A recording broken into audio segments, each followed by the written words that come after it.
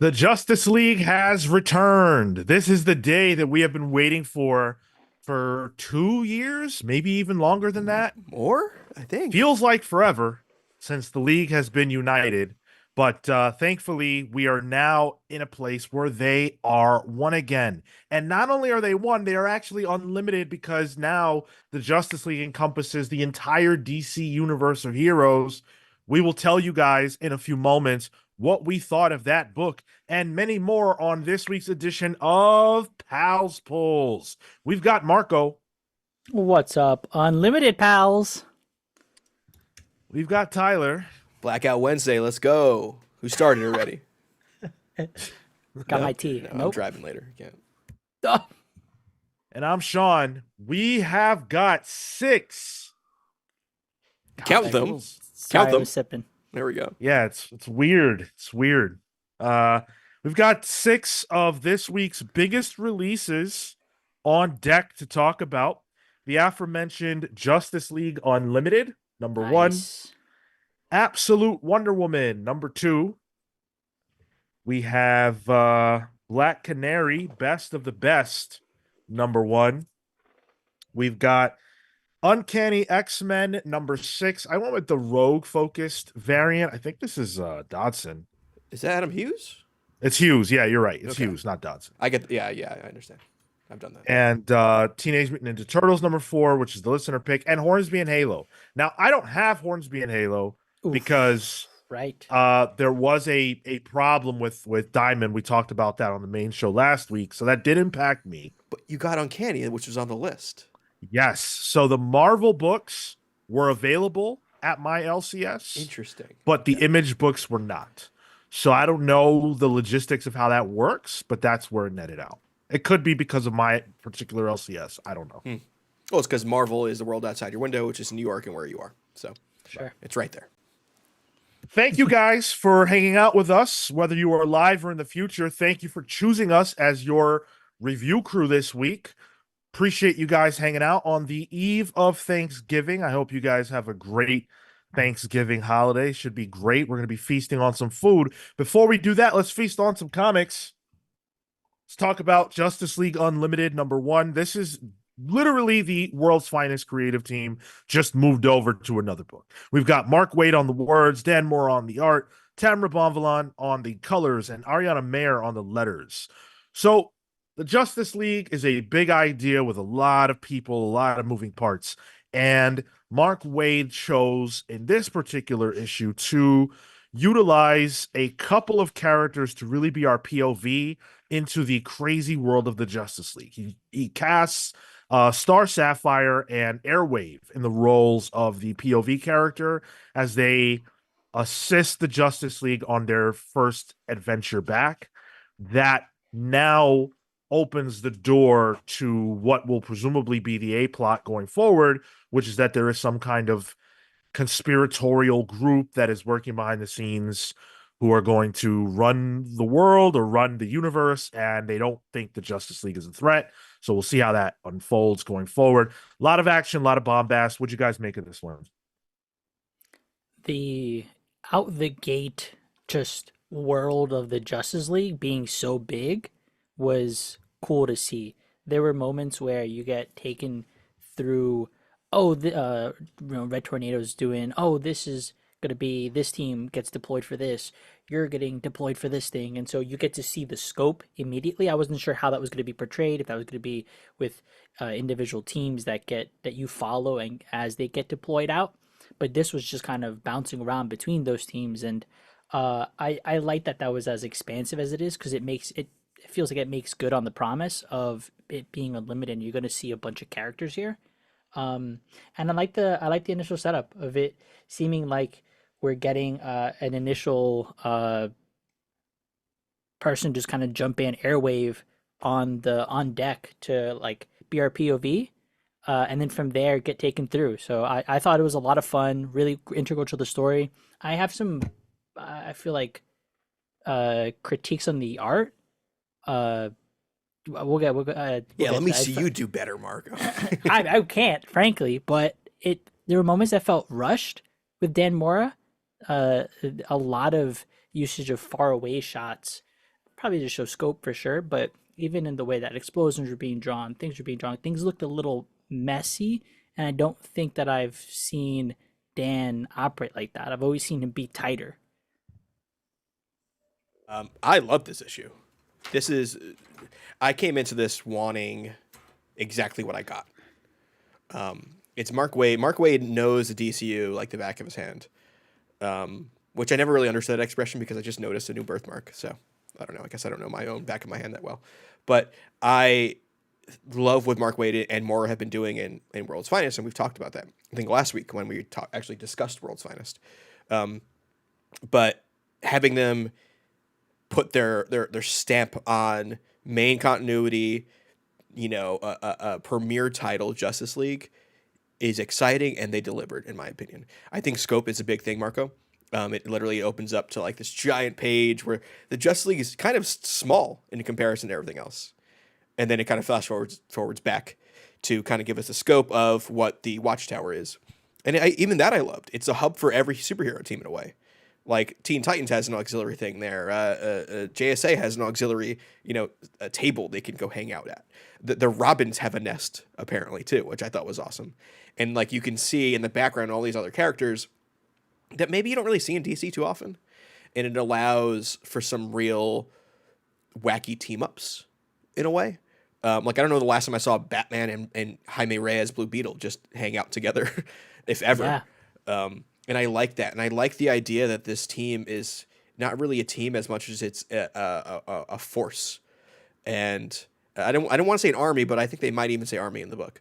They do. And there are skill sets that Red Tornado, kind of gives out to everyone here. Like he tells Airwave, like, hey, your skill set does not work for this situation, even though Airwave kind of proves him wrong towards the end. But I like that idea of like, not everyone needs to go to every threat because they could get in the way. Let's be tactical and let's pick specific skill sets that work for what's happening right now. I thought that's great. That's exactly how I would want the Justice League to be run. It seems more efficient, but it also seems like there could lead to some drama in it that I'm pretty excited for. Yeah, I think this was a really strong opening issue. It's which really isn't a surprise. I mean, this is a stellar creative team that understands how to work together. They understand how to tell stories in comics. So there's no surprise to me that this works so well. But I was really curious as to the angle that they would take, because again, when you've got access to everybody, how do you make anything matter or feel relevant? I really appreciated the choices of POV characters and not going with the obvious. And Wade understands that, we don't really give a damn about like just waltzing through the Watchtower. Compare this, sequence of, hey, here's the Watchtower here to the one we got in the Question book. Yeah. The Question is we're just walking around the Watchtower, saying hello to everybody. It's a very boring sequence. Whereas here, the Flash grabs Airwave and says, hey, you want to see the Watchtower? And just runs him through the whole thing. And that was brilliant because A, it's someone using their powers. B, it's the Flash, so it looks cool as shit. C, if the Flash grabbed me, I would be scared out of my wits to run around with him, and Airwave is too. And so I feel like he feels, and that was really smart. And we do get to see everybody, and we get the lay of the land, and it's done, and it's dusted, and we never have to do that again. What I think was also doubly effective for that was its promotion for the other books. Hey, Yep. Question has another book. The Atom Projects is going to be another book. You have the JSA stuff. They're going to have their own thing. Go check those things out. These all exist concurrently and are things that are happening. So I like that moment, as also just felt like you're not only you're servicing the story in that moment, like you're popping off for the reader, but you're also doing Papa DC, Mr. DC. He's promoting the other books you got. I think so. I like the way the walkthrough is here. I think the Questions one makes sense for what the question was, and I think this makes sense for what this book is. Yeah, agreed. I do like the bit where like even it's not even explicitly stated, but like you see the Birds of Prey hanging out as a team, but like they never mention them. You just see them there. You see the Superboys hanging out. So like it's putting like weird winks and nods to all these different disparate sectors of the DC universe and comics, and kind of proving that this book is the kind of the binder that holds everything together. Before I continue, Atomic Hound with the 9.99 drop, the quintessential DC team book with a strong start. Can't agree with you more. Excuse me. I was reading Kefis disagreeing with me, who says, I gotta disagree there. I love the Watchtower walkthrough with the question and this one. Good. Yeah, so the conflict in this issue is it really smacks of, putting out fires in Borneo, Oh, it and did. I was not happy that's what I felt here.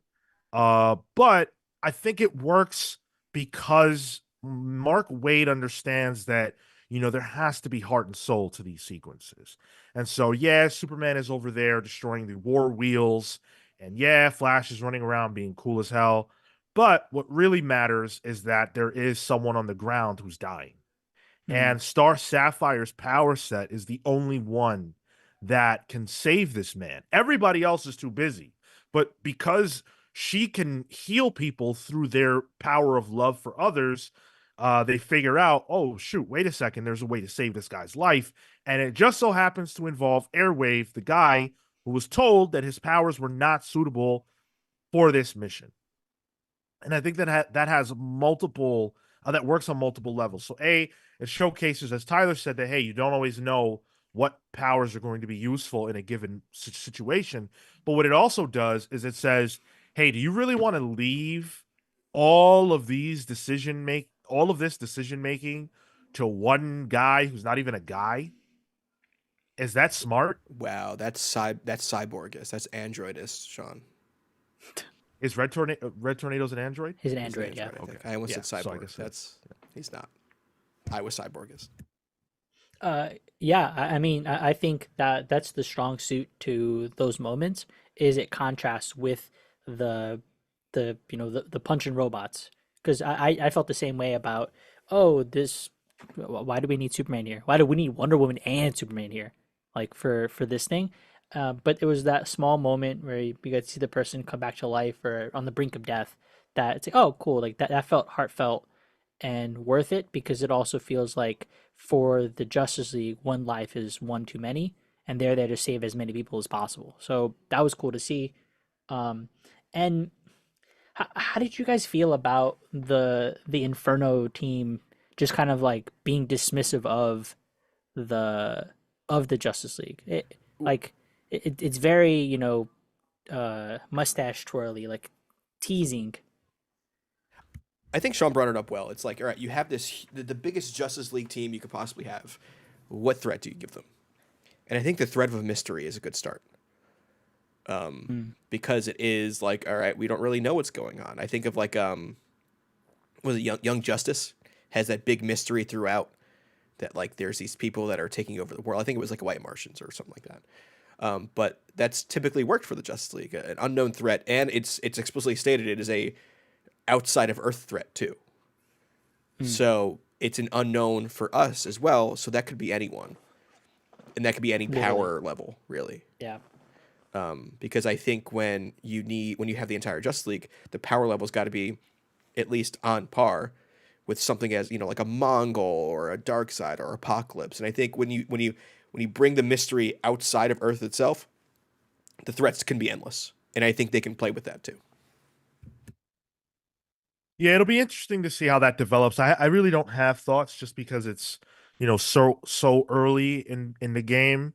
Obviously more or Wade is trying to get us to the idea that hey, these guys are such a badass big deal that they don't care about the Justice League. And he's going to have to deliver on that down the road. That's a huge promise. You can't say that. You can't have characters say that and then just go on to do nothing or get trounced or whatever. That's going to have to pay off. Now, when I popped, because I did pop during this, I popped for Firestorm. He was the character I was happiest to see. And he doesn't do anything really. He's in 2 panels that I noticed, but I was very happy to see him here. You know what? That's the perfect amount of Firestorm. Damn. No, I want more Damn. Firestorm. I did like the way Mora drew the effects of Firestorm, where he's using like his nuclear power set, and it's like this black and white Kirby crackle thing going on. Yeah, that was I cool. thought that was really, really nice because Firestorm isn't fire powers. He has the full range of the table of elements, really. So he can kind of. I would want to see some diversity in the way his powers look too. So that was good. I thought the bit with Star Sapphire and her, the power of heart, as cheesy as it was interesting. It was the POV character knowing more than the veterans at that given point. And I think that's a good intro to the book because it kind of brings the veterans down to a point where like, okay, they're fallible already. And then we have the end of the book where we learn that Airwave is actually not all that he seems to be. And again, you talk about a mystery. I like the idea that there is now this thing hanging over the book that we can all pay attention to. And now we're focused on Airwave and what he does and, who's he really working for and all that good stuff. And he's like Barry's cousin or something like that too. Yeah. Yeah. I like that he cries. Like, yeah, I like that he has an emotional reaction. It made him seem almost crazed, a bit mad, and I thought that was interesting.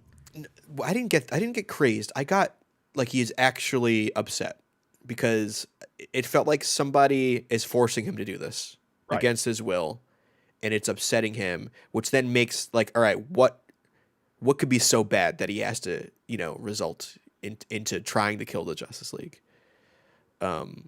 So it adds that mystery and adds to the threat level too. Mm-hmm. Because if he's infiltrated, who else has?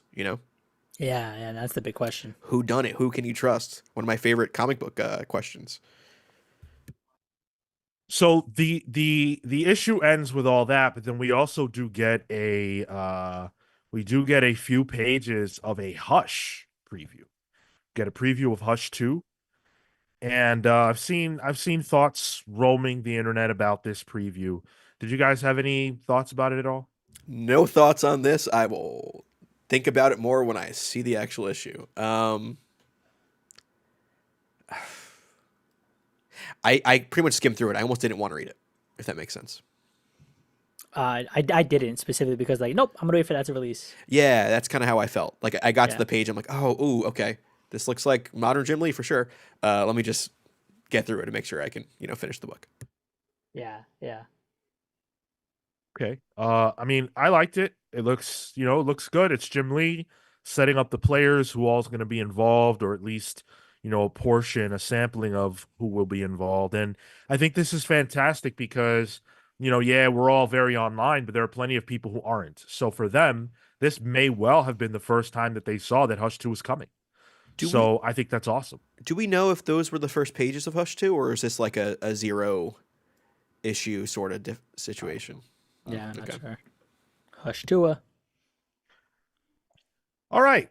So we all said that Justice League Unlimited would be our pick of the week during Pal's previews this week, which you guys should check out. I would love to see that show get more love. Thanks to everybody who's been watching it so far. But we all said that. Is it true? Are you ready right now to say that Justice League Unlimited is your pick of the week, or did something else beat it out? It's my pick. Yeah, I think it's a Oh. close one. It's a close one for sure, but I think it is what I expected in the best way possible. This is not my pick of the week. My pick of the week actually surprised me for all that I said on that show. Man, I really want to give it to Justice League, but I don't think I can this week. I really loved it. I think it's fantastic, but I don't think I can say that it's my pick of the week. I will double flag it, but it's not my pick of the week. You heard it here first. Sean Bartley, big TMNT fan. Do we have to use the last name? It's on your socials. No. Yeah, it's good stuff. It's good stuff. Pick it up. And then also the poll that I put up has resolved, and 88%, 87% of you are pulling it. Good stuff. 6% passing, 6% pick of the week. Damn. Is that like one vote for passing? Probably. Mr. Marvel's Who's in the there. hater? Mr. Marvel here. Who's the hater? Silhouette. Silhouette. I don't know. If you choose Black Canary, how could you? Silhouette. I don't know. We'll get to it. Oh my goodness. Well, we've got a lot of stuff going on. We talked about the Monday show earlier. I hope you guys will tune in and give that some love. We've been having a lot of fun with it. It's a way for you guys to know the books we're going to be talking about on Pals Polls. It's a way for you guys to know the books that we are interested in and excited about that are coming out that aren't going to be discussed on Pals Polls. And a little bit of a way for you to hear about stuff that we're reading that has nothing to do with weekly comics whatsoever. Cale this week talked about Fourth World, which is obviously like decades out from weekly comics, and he really enjoyed it. So, check that out if you are so inclined. Also, patreon.com/the comics pals is the best way to support us. If you are enjoying what we do around here, it would be great for you guys to check us out over there and just see if it's up your alley, see if what we're offering you is something that you are interested in. We appreciate everybody who does that. Let's hit a few comments before we get into the next book. Steve Matthews says, enjoying Pals previews. Keep it up. Tom McCown says, Monday show is great. Thank you guys. Thank you both so much. Cole says, great start. My only knock on it was more seemed a little rushed, like Marco said. I feel like he's putting more time into Superman. Yeah, and I'm sure this is like a first issue problem. Ideally, he's getting into the groove of handling these two books and the swath of characters that he had to draw. But I mean, outside of that, I think the colors might be the only other thing. But good stuff. He's an incredible artist. I believe he works with a team too, which helps him get He books does. done. Yeah, like Yeah, he has yeah. multiple inkers and colorists, I think. Well, the book has a colorist, Tamra. Sorry, I Right. meant to just say inkers. Yeah, he has Yeah. finishers too, I think. Yeah, Um, any other good comments? Anybody chatting? CW Gordon says, so how many issues until the Watchtower blows up / crashes to Earth? I give it 24 issues. What's the insurance on the Watchtower like? Forget it. You don't get insurance on that. Yeah, it's like being a superhero is a pre-existing condition. Yeah, Yeah. yeah. James Jones, very good start for the world's finest team on Justice League Unlimited. Very cool. Think it may tie in well with the question book. Nice. Yeah. Hard agree. Before we jump off JLU, is there a character you'd like to see kind of like pop in here? Like it was cool seeing Kid Flash in there, like Wallace West. Like I'm not really reading much with him in it, but like he's a freaking Flash. Of course he's useful. So it's cool that they can use him for specific rescue missions and stuff. I wonder when they'll pivot to more like space stuff or even like mystical things. So I'm wondering when some of the like JLD pieces come into it, if at all. Your boy was there in the background. Swamp Thing. Ooh, was he? Yeah, and when Airwave first gets there and he's looking through the glass and you can see like the whole bunch of characters, Swamp Thing's just walking in the background. He's big as he's big as fuck, boy. Did I miss that? You miss Swamp Thing? Yo, fake fan. Sean, can we take his Swamp Thing card away from him? His card. I wish I could. I wish I could. He's not eligible to be a deputy, but he's also not a real Swamp Thing fan. Damn, fake fan. Yeah, I don't know. I just want to be surprised. Let Mora do what Mora's gonna do. Batwoman.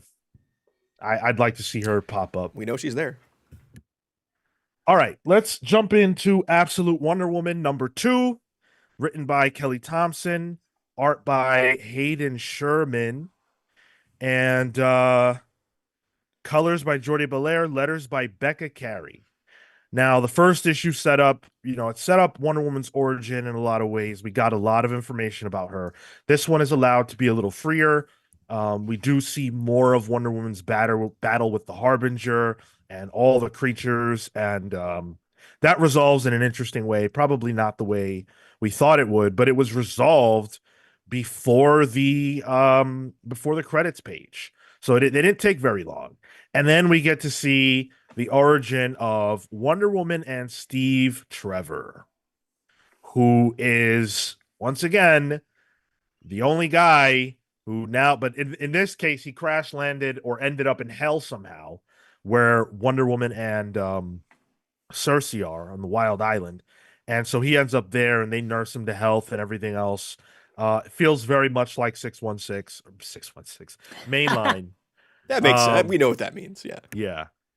And meanwhile, there is a much bigger threat on the horizon. How are we feeling about this second edition of Wonder Woman? I like how this book is not holding my damn hand. It's Say more. so we get introduced to Steve Trevor. We don't understand why. It's not part of the story yet. Like I'm sure we will figure that out down the line. But I like how Kelly's just telling the story how she wants to tell it, and even if it's not giving us all the pieces right away.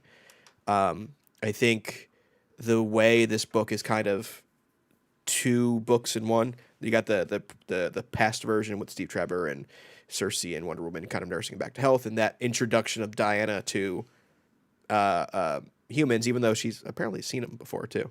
And then the big battle at the end, and kind of how that's complementary to each other. Because there's still a mystery. Like, what happened to Steve? He died, it sounds like. We don't know how. We don't know how he came back either. So there's a lot unanswered, but there's a lot questioned, which I like. Because it's making me invested in the story and in this world. But also, I'm not feeling like I'm left out at the same time. Because I think some books can give, posit questions that almost need to be answered right away, and it gets me a little out of it. This works. I think there's some really good storytelling here. And I think the body language that Hayden does in this, I love the way his characters look. This Steve Trevor feels different. I don't know why I almost said twink Steve Trevor. I mean, I said it. But it's not the Chris Pine character that you see in the movies. He's not this ripped guy. He's just a man out of his depth. And I like that. This definitely resolved from that monster from the Harbinger much quicker than I would have liked. I kind of wanted to see a more climactic battle. And I agree, Tyler. I like the inclusion of Steve and the mystery around him, and what seems to be like Kelly's also setting up and allowing for romance in this book. And I think that's cute. I think that that's something that is not unique to Wonder Woman, but I think doesn't get played maybe too often. Not with Wonder Woman necessarily or with Steve Trevor, but I think when it comes to making that like out the gate a story that you can tell in parallel. And so I like that. That's something that we get to see two different sides of Diana from two perspectives. One where she's softer and sort of growing and interacts with Steve, but then afterwards when she's more mature and interacts with Steve, but you can see how she has grown, and I don't want to say past him, but she's grown to become her own person and has her own resolve, and especially when she confronts the general, right? Because I feel like it's typical where Steve can kind of be the intermediary, but she plants her feet. She stands on her ground and she says, "Yo, fuck you. No, you're wrong. But shit's happening, and I'm the one that's going to deal with it, and deal with that fact. Understand that fact." Historically, Steve has been her guide to humanity, into the world of men. And it's not here. She's already understands this world. She mentions somebody. She doesn't say who it was, but like she had like a mentor or whatever, so she understands how people act here. I feel like that might be what's her name, Candy, Etta Candy, possibly. But I like how Diana isn't really tied to Steve in that way. It's not this woman who doesn't know where she is, and a man has to guide her and show her how things work. No, she already knows, and I think there's that agency that is different here. Yeah, Yeah, she speaks Greek, bro. She confirmed Greek. This was definitely my pick of the week. Oh. Yeah, absolutely. I think this is an awesome book, and I think it's better in some aspects than the first one. But man, I don't give a fuck about Steve Trevor, and I really wish they would have left him out of this. I just don't give a fuck. Like, Steve Trevor is the least interesting human character that I think is connected to any of the major heroes in Marvel or DC. This guy doesn't do fuck all. All he does is stand around while Wonder Woman does what needs to be done. He's just a loser. And he's always a damsel in distress. He always needs saving. I don't give a shit about this guy. And I really thought that Kelly Thompson would leave him on the cutting room floor. I really did. I don't feel like Hmm. Steve Trevor has a lot of heat, and I thought that there could have been a much more interesting way to go if there is going to be a romantic interest here in the absolute universe. Just another example of how, like, can we do, if we're going to do different things. I didn't feel romance here though. Did you No? guys feel that? Yeah, Definitely. she was blushing. She Yeah. was shy. There was a bit of like giddiness and coyness. I Yo, was I was getting like, oh, it's nice to see you, old friend, sort of situation. I think afterwards for sure, but I think initially, I think he's gonna be a In flame. in the past, you're saying. Right, right. In Okay. the Yeah, past, yeah. I in think the there was curiosity there for sure. I wasn't sure if they were setting up a love interest. At least in the present, I didn't feel like there was anything there. yo, can we focus on the fact that Sean just called Steve Trevor a beta cuck male, dude? Straight up, just like fuck I this would guy. I would Beta, shoot myself in the beta. head before I use those words. I would shoot myself in the head. Um yeah, I just I like what happens here, but I just don't care about Steve Trevor. So that part I didn't love, but man, everything else is just so bombastic and exciting. I like we see Wonder Woman's got a new weapon here. That was pretty cool. The Nemesis, it's a lasso-esque type of thing, but it does pain based on the amount of pain that you have caused. And so she lassos the Harbinger with that, and that shit gets to squealing real quick. That's the Oh, penance. It's the Ghost Rider penance stare. I really thought that she was gonna like yank it and it was gonna tighten and like chop his neck, like his head off or something. I for some reason I expected utter violence, and I did not get that. You just want to see a big muscle mommy commit mass monster murder. Hey, hey, whoa, hey, hey, easy, easy, wrong stream. Yeah, I and then Hayden's layouts. Yeah, Their layouts are just awesome. They're so they're so dynamic and circular sometimes, very angular, like just playing with really interesting shapes. You don't always see in mainstream comics. We just talked about J.H. Williams III's arc during Grant's Batman run. And while this doesn't get as wild as that, like even just this two pager here, it's just like, look at this. This is a circle. Why is there a circle there? I don't know. But they still fit in five panels, but one of them is one of these, the circle here that encompasses, has three panels encompassing it. I really like that. It's just different ways of presenting what would be presented in just a generic way most of the time. I was thinking of the circles of hell when I saw that in that mm, like this is one of the realms of hell in a way. But I do like there's a lot of Hayden. They use a lot of arches, um, in the panel layout. There's one where Wonder Woman's fighting the Harbinger, and there's this weird like 3 panel arced thing on the top, where they're not typical square rectangular panels. It's just different, and it's not.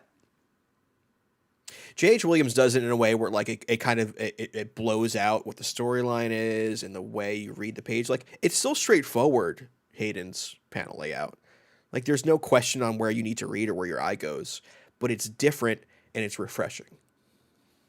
the moment that gets punctuated by the W for Wonder Woman, and That's what I was thinking of. Yeah. when she's talking to the general, I thought that was excellent. I was like, ooh, lay into this man. Dude, that sequence is just amazing. Like they establish when Wonder Woman is standing side by side with Steve Trevor that they're both tall. That Yes, he's tall for a man and she's very tall for a woman. And it's like, okay, cool. They're standing shoulder to shoulder. That's nice. But then when she meets the general and he's barking up at her like, rah, rah, rah. And yeah, at first, you're not quite aware of the fact that there's this massive size difference. But then you go down a panel and you see this little runt yelling at Wonder Woman. And she's just like, yo, dude, can you shut the fuck up, please? that was Like so good. she gives him no time. Yeah, She set that unfazed. up. Yeah, that was a great setup of callback to that. Yeah. Yeah. Like everything he yells about, Wonder Woman is just like, yo, dude, whatever. He's like, you dare to, and she's just says, yes. Like she puts her hand up, talk to the hand. Yes, I do dare. I love it. I love it. She has no time for this. There's something much bigger at play, and she doesn't give a damn about the posturing or any of that, especially not from somebody who is half her height. Wonder Woman's not here for it. And also not meeting him in his energy either. Like Yes. she doesn't care. Like she has a mission to do. She will do it without them or with them if they want. It's irrelevant. She will figure it out. And I love when the moment where we get introduced, where we see the Tetracide, the panel right before, on the page right before is this moment of Wonder Woman looking soft. She like I think does a really good job of capturing a softness to the character, and then a stark contrast with her like really hard and strong actions that for me make Hayden an incredible artist. The comment on the eyes, and then throughout the issue, you sometimes see Wonder Woman's eyes have this kind of like blackness to it because she's using magic, and that becomes a tell for when she's activating some kind of spell or something. So it's clever how they're referencing all of these things and then representing that in different ways. Is that what that is? I thought that was Uh, just like war paint. no, they're like her actual like not her pupils, but like the other things. Like the blue partially turns black. Let's see if I can find a page. You're talking about her eyes, the like Yeah, her actual eyes. her actual eyes. Yeah, Okay, yeah. So they're red and then they go blue, it appears. yeah, yeah. Yeah. Okay. Cool. Yeah, that's cool. And then yeah, the end with that crazy Cthulhu tetracide monster, like, yo, I need to see Wonder Woman go up against that. I want to know what that's gonna be about. Massive. And the way Hell yeah. Hayden draws the scale of it, the thing I like most about it is that it's so big, you can't fully see it. Like you can, but there's a haziness to it, like you're looking far away. Yeah. Um, and it is looming over it. Uh, I thought that was great, and I can't wait to see it lose some legs. And like I want that monster mass murder in the next issue for sure. That's really really cool, and it's gross looking. And shout out to Jordie Belair on the color there because she leans it into the blue, right? Because that's meant to be farther away, so you get an additional way to represent the scale there. Um, yeah, man, that shit was cool. I can't wait. That feels like some Evangelion shit. I was thinking of Dawn Runner, like one of the monsters from Dawn Runner. Yeah. Yeah. One of the other things in this issue was this the first absolute acknowledgement that there are other heroes in this world from one book. Yes, but I wonder what that means. Does that? I don't think it means Batman. I don't think it I don't think so means either. Superman. So I'm curious. I'm curious to see what that's gonna mean. We can assume that Wonder Woman probably came first because typically she does, and she has a history already where we are with her in the book. She's been around, so I assume there might be other heroes that have existed. I don't know if it's like I don't know who it could be, but it was interesting to see that. I was like, oh, okay, interesting. It worries me a little bit just because I don't want the world to be so fully expansive. Like or at least quite yet. This is only issue two of this. Superman issue two hasn't come out yet. Um, that feels like maybe too early to plant that seed. I would hope that's something you save for your back pocket. Yeah, we'll see how that develops. I mean, until we know, it's kind of hard to feel anyway for me. Yeah. But the only critique I have other than Steve Trevor is that the narrative isn't moving forward. We're stuck in this moment of battle, and I am very curious about, other things that the book isn't as interested in delivering yet. Batman seems to be doing both. So I would like this to, sort of like I need to know what the narrative is.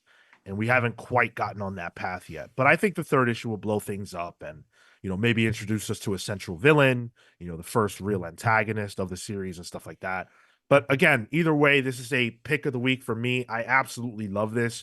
The combination of Hayden's very dynamic sort of indie stylings with Kelly Thompson's, willingness to go there with this character early on. It's a lot of fun. I'm on the hook. This was the one that was almost my pick. It's just really good stuff. But again, I typically lean towards number ones over number twos for a pick. I had that in my mind while I was reading this. Well, anyway. Okay. I guess we'll find out what that meant a little later on. I want to say what's up to Mike's Total Dragon channel. How you doing? CW Gordon, good to see you. Banksy Maine, what's up? Pete Fultz, Kefis, my nemesis. Hmm. What's up? Chop Harder Alchemist, how's it going, bro? Cole, good to see you. Those are just the names I could see right now. Make sure you guys smash that like button. If you don't smash that like button, if you're not subscribed to this channel right now, that is a red flag, and you need to rectify that because you don't want to be a red flag, do you? Of course not. Never. No. Yeah, if you are, I might date you. Nice. I mean, not nice. Don't do it. Speaking of the people, let's get the people's opinion on Absolute Wonder Woman. You guys overwhelmingly pulled this. It's more than Justice League. Yeah, way more than Justice League. My YouTube is frozen right now. Can so one of you? Oh, there we go. 76% pull, 17% pick of the week, and 5% pass. Okay, so I want who passed? Who passed and why? Why are you passing on Absolute Wonder Woman? Identify yourself. Yeah, No you're judgment. out them Lurker? right now. No judgment. I'm very curious as to why you passed. What didn't work? To me, that is valuable information. Share it with us as we move forward to Black Canary, Best of the Best. Issue 1, Round 1. Tom King, the writer, Ryan Sook, the artist, Dave Stewart, the colors, Clayton Cowles, the letters. So, if you have ever wondered who is the greatest fighter in all of DC's history, is it Batman? Is it Nightwing?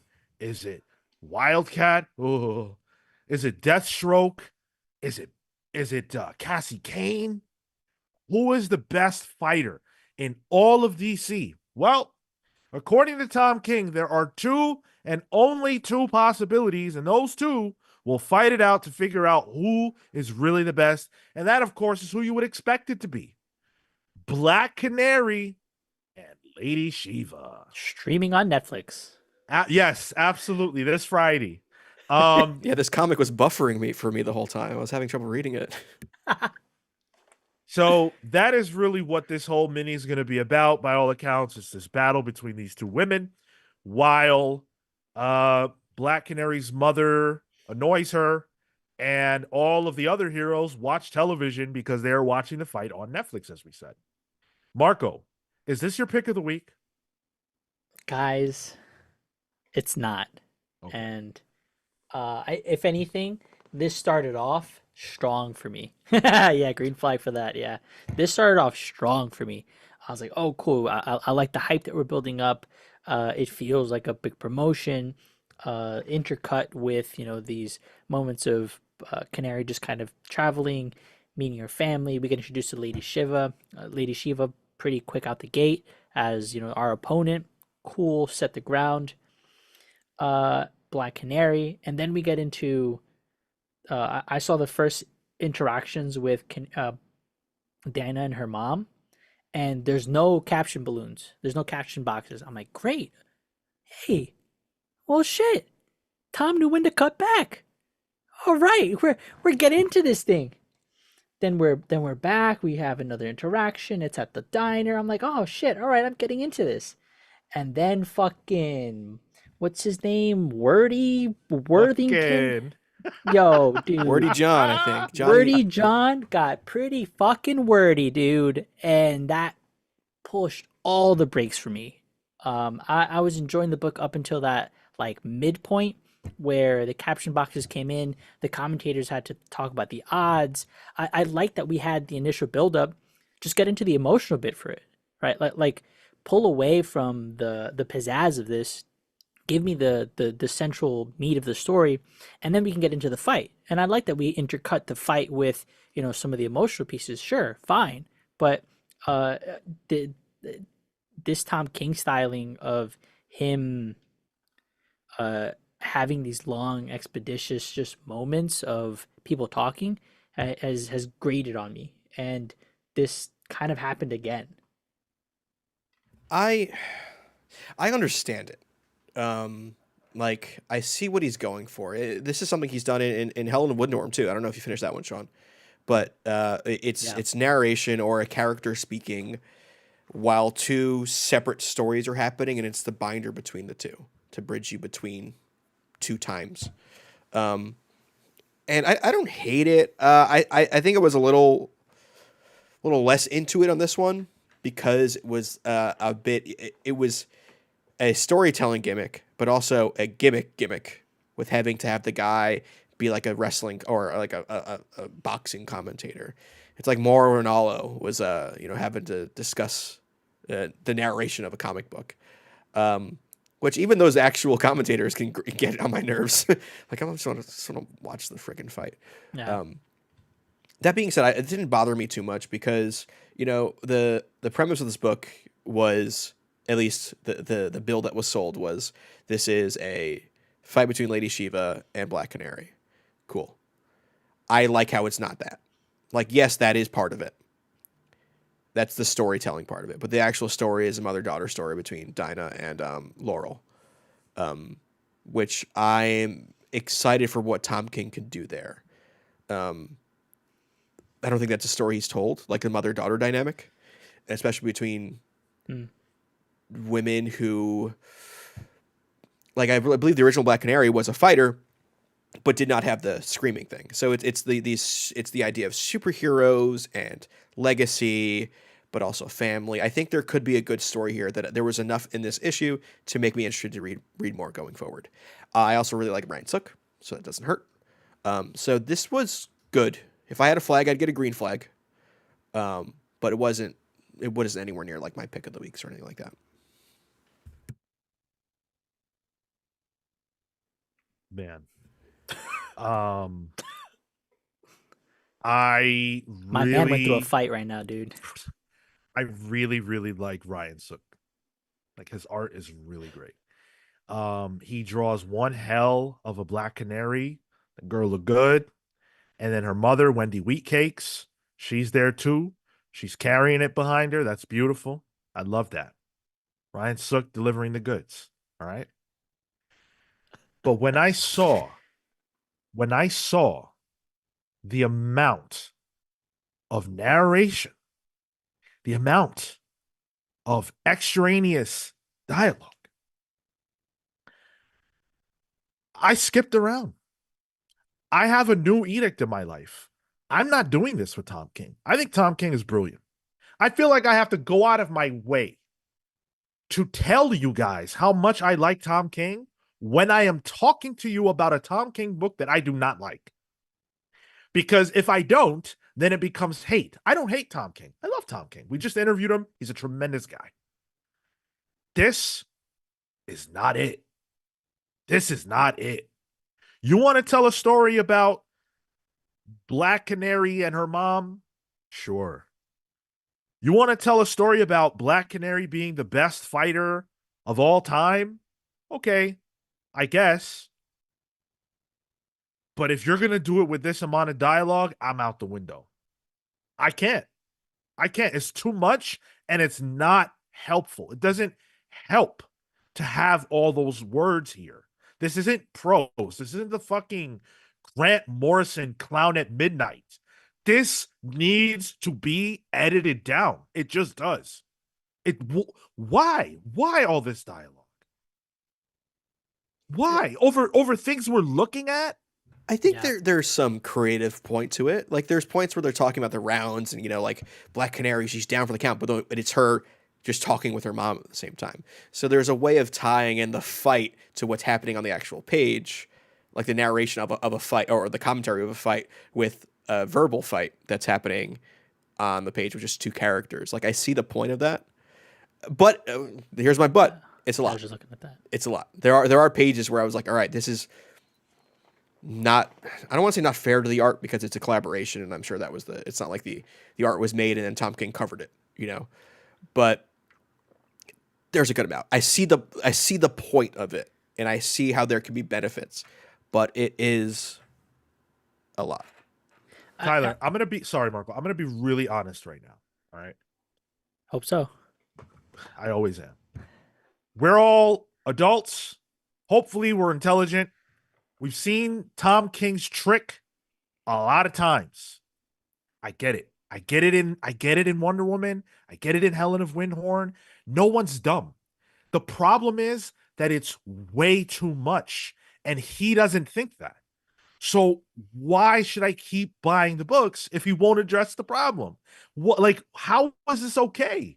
I just showed you guys a page that has it has got two people on the page and then an additional narration that, as Tyler pointed out, yes, technically it does have a narrative reason to be there, but who is it helping?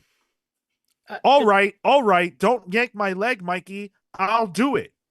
Do what? I don't fucking care. There was that It's the one bit that was like, all right, I can see where he's going. There's like I guess the blue text, which I guess is he's the straight man commentator. He says, oh, like that hit was savage. And then it cuts to Vandal Savage without it ever expressly stating it's Vandal Savage. So like, I see what Tom King's going for, but there is a lot here. The boxes are a bit much. But that's not even clever. That's just like, okay, it's Vandal Savage. The most overused character, by the way, in DC Disagree. Comics. I need more. I love Vandal Savage. I just think that it could be used in much more moderation because if it's meant to be a device that helps to accentuate something, then it should be used in more with more precise timing. This affects the pacing and the timing of the book. In that same sequence, that's what I was going to bring up, Sean. That same sequence that you brought up. That if you because what I did was I read that sequence and then I read those 3 or 4 pages back by themselves without the text boxes, and it flows so easily, so naturally, and it feels like Tom wants to include those things, which fine. It serves the purpose that he wants to something he wants to express, but when it comes to the pacing of the comic itself, it's really just one word balloon. Essentially per page, and that flows really naturally as opposed to having those other moments be saturated, that's the issue, is that he saturates the book, not because those things are bad or wrong, but it affects the pacing of the book. So Columbo here, and I think a couple of people said it, King's writing often gives the impression that he writes a movie script as opposed to a comic script, and people are saying like, oh, it feels like he writes for movies. I don't think you could do this, because I was thinking about this too, because Tom King is currently working on Lanterns, and there's a part of me that's like, all right, how is that seeping into his work currently, if at all? And this wouldn't work in film. Yeah. You can't have that sound of commentary going on while also a verbal altercation going on. It's too much. Like, this is specifically something you can do in comics that you can't really do outside of it. But to that point, that's cacophony, right? That's it's not additive, it's extra that I think hampers your listening. And your listening here is the speed at which you read the book, especially for comics. It's how quickly you can read. That's what helps to drive tone. So it helps drive the mood for something. But the accentuation happens in the balloons, but not in the text. And that hampers this. I mean, I don't need to belabor it, but I agree completely with that. I think it's just a lot. And Tom's a novelist. He comes from novels. That's where he started, and I feel like you can see that in his verboseness. I don't know if it's that something changed, but I don't remember this from Vision. I don't remember this from, Wasn't. any of that stuff. I don't know what happened. But I can't do this anymore. The story here is fine. I enjoyed the relationship between Dinah and her mom, even though I felt like there wasn't enough tension there to justify all this. And ultimately, by the end of this issue, I came away like, I don't need more. There's no reason for me to spend 4.99 on seeing whether or not Black Canary and Lady Shiva are gonna, who's gonna win, or for Black Canary to resolve her relationship with her mom. I'm not in for $5 on that. That's crazy. I will say, Yeah. what took me out was seeing somebody jump off the top rope of a boxing ring. That's not doable. They're not. The ropes aren't the same. Yeah, man, this was a pass. I will pick up a new number one Tom King book all the time because I trust him. But he doesn't always land it, and this he didn't land it this time. I appreciate the attempt, I guess. I just wish he would stop with the narration boxes. Wonder Woman is way more tolerable without all that. I think this was too, but still not enough for me to pull it. I pass. Pull for me. I had enough fun with it. I like Black Canary as a character too, so yeah, I liked it. And if you're a Black Canary fan, this is all that you got, man. Support it. Yeah, Birds of Prey. Like, there's a lot of Black Canary going on right now, actually. 2 books. Steve Canara says it's possible that this is a result of hands-off editorial. I think Stephen King suffers from this. He writes so much and well sometimes needs an editor to say enough. I mean, hands-off editorial's probably a thing, but I don't imagine that most editors in comics are going to tell any of their creators of a certain stature what they can't do in that regard. Maybe continuity-wise and stuff like that, but they're not going to tell them, yeah, you got to cut this narration down. In Tom King's books, usually exist kind of outside of everything. Like this doesn't have an all-in cover. Like the cover with the logo, the white logo. Like it's kind of its own thing. So I like, is there a group editor that this goes to? Like, I don't know even like where it goes fits into editorially behind the scenes. Yeah. MP says the narration feels like an audio track that would play over a film scene. He follows up with King once got his editor on Batman removed, so it wouldn't surprise me if he's not getting any editorial feedback. Nah, I don't know. I mean, that affects the quality of the book. I don't know that flies even if you don't like an editor or something or other. And we address the narration of audio track. I think that just clashes. I guarantee you that Tom King has not received any editorial notes about his narration. I don't know. Maybe it's just a thing that they're letting him do. That Yeah, I can't guarantee anything I don't know about. well, I feel comfortable saying that. He's still doing it. His bosses aren't stopping it. but I wonder And if his books sell. So if his books sell, what's the reason for editorial to tell him not to do it? hmm, They're comfortable with him. He keeps getting work. He keeps doing the same things. It's fine. It's working for some people. Like Styles looks like it's working for Styles. So serious Yeah. in the chat. not our bag. That's all right. And it's funny because like Jenny Sparks is out, and I know Tilo said that Jenny Sparks is the worst thing he's read this year in the comment. That this trope or storytelling device doesn't exist in Jenny Sparks. She's verbose, but it's not like this from what I remember. Yeah. I mean, that's a character assassination of Captain Atom, which I am here for. I hate Captain Atom.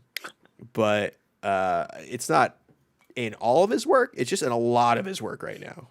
Yeah. Joe says, so if his books sell, then are we the problem? I mean, it's taste, it's preference. It's not for me. I don't like it. Yeah. Cole says maybe the audience that likes it is bigger than those that don't. Tom King's books tend to sell. Whatever anyone else says about it, the fact is the man's books sell, and to me, that's what matters the most. It doesn't matter how I feel about it. It matters that people buy it. So until people stop, this is what we're going to be getting. Or I guess until he decides he wants to write a different way, because he didn't write this way always. So I don't know. Let's keep things rolling, and let's get into Hornsby and Halo #1. So this book I don't have physically, unfortunately, but due to Image Comics providing us with preview or early access to their books and free review copies, I was able to read it. So huge shout out to Image for that. Hornsby and Halo #1, Peter J. Tomasi, double Pete's, Pete Tomasi, Pete Snyberg, John Callis, and Rob Lee. So that's the creative team. Interesting. No Brad Anderson on the colors. They went with John Yeah, Callis. Brad's busy. He's got to be busy. Yeah. And Rob Lee has said he does all the Ghost Machine books, so that dude has a steady paycheck. He's a letterer. He better do all the Ghost Machine It's true, books. it's He true. wants There's not enough cash. This is essentially, the premise is the exact same as Mr. Miracles. God and the devil, they're at war. Their planes of existence are at war, and to slow the bloodshed and sort of reach a truce, they agree to swap children. And but they're going to do it on. They're going to put these kids on Earth. So they're going to be raised by human families, people who haven't been able to have children, and they're going to go to school and live as teenagers or whatever, and that'll be that. Um, and I feel like from the first issue, we don't really get much more than that. A lot of it is seeing their origins and then sort of seeing these two as children and what their lives are like. We do get a little bit of a glimpse into what their lives are like and the mischievousness and things that they get into. Uh, for me, this was the weakest issue 1 of all the Ghost Machine books. I'm with you. I'm with you. This was like, oh, that was cute. I'm good. Yeah. Like I see the point of it, but I also don't like. It just seems like a very, I don't want to say cookie cutter, but it's the only thing that can come up right now. Premise, good. It's literally good and evil on your shoulder. Let's swap them real quick, with a bit of superhero dipped in there too. It was fine. I might check this out in a trade, but there wasn't enough here to really make me want to go like, oh, I need issue 2. It's not Hyde Street. It's not Family Rockefellers. Like those two was like, oh, there's this huge world that I need to get into right now. I want to know what's going on here. Didn't get much of that here. I was like, all right, I see what this is, and I'm good. This was my pick of the week. This felt like, and I notoriously was down on this book from the ash can, and I'm glad that I got, I was pleasantly surprised. I thought that this was will become a cool coming of age story. It feels slice of life. I like that kind of genre with some mysticism thrown in there, and I like the setting of all that. I'm excited to see what the demons are going to look like, what the war is going to continue to be, because obviously you can't stay cold forever, right? Like that's the whole thing. The angels fighting, how they grow up, and if this is for the long stretch, like this just for me looks like immense potential. And so I was I had a lot of fun with this. I liked and felt for for these characters, for Rose in particular. That first scene where she's getting bullied. I'm like, oh shit, okay, yeah, like you got me, with an emotional element there. And then just being able to see, man, it's the kid's name Zach, and being able to see how his parents are, dismissive of him, and it puts into question the nature versus nurture, which is at the key of, it's just at the heart of this. And so I like that kind of storytelling. I like that framing, and I like to see where this is going to go because for me, I see so much here that can be, and I'm excited for it. So yeah, this was uh, home run. Wow. Okay. Unexpected, honestly. Yeah. Hey, I didn't think about it. I'm glad you had that reaction to it. I mean, for me, I don't know. I wanted to I came into this really really wanting to like this book and feeling like okay, this will be in that family odyssey vibe of like cute and fun, but there's still something serious underneath. And Marco, you pointed out some really good things like the bullying sequence I thought was strong, the nature versus nurture that's playing underneath things, but when I compare it to the other Ghost Machine number ones that I read, I feel like I got a lot more out of those. Um, and this one I wouldn't even say that it left me wanting more. It just left me cold. And that is never how I want to feel coming out of a number one, especially. I And felt that with Red Coat. So interesting. that's my bottom of the Ghost Machine barrel at the moment. Okay. And like the Peter Schneiderberg art, it's good, but I'm trying to.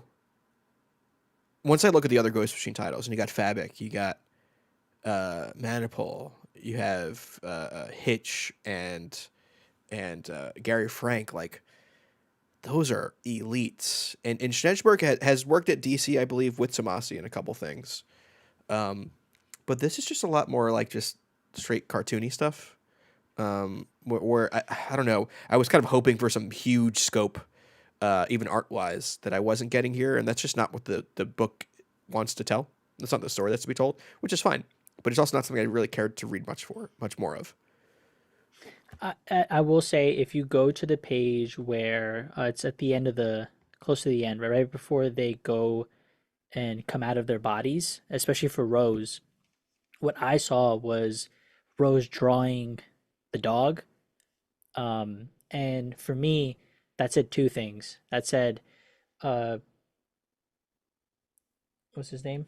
Schneidberg is capable of more detail, is capable of being able to represent something more realistically, or Hmm. at the very least less cartoony. And this is a conscious Sure. decision Yeah. to come out as with this style.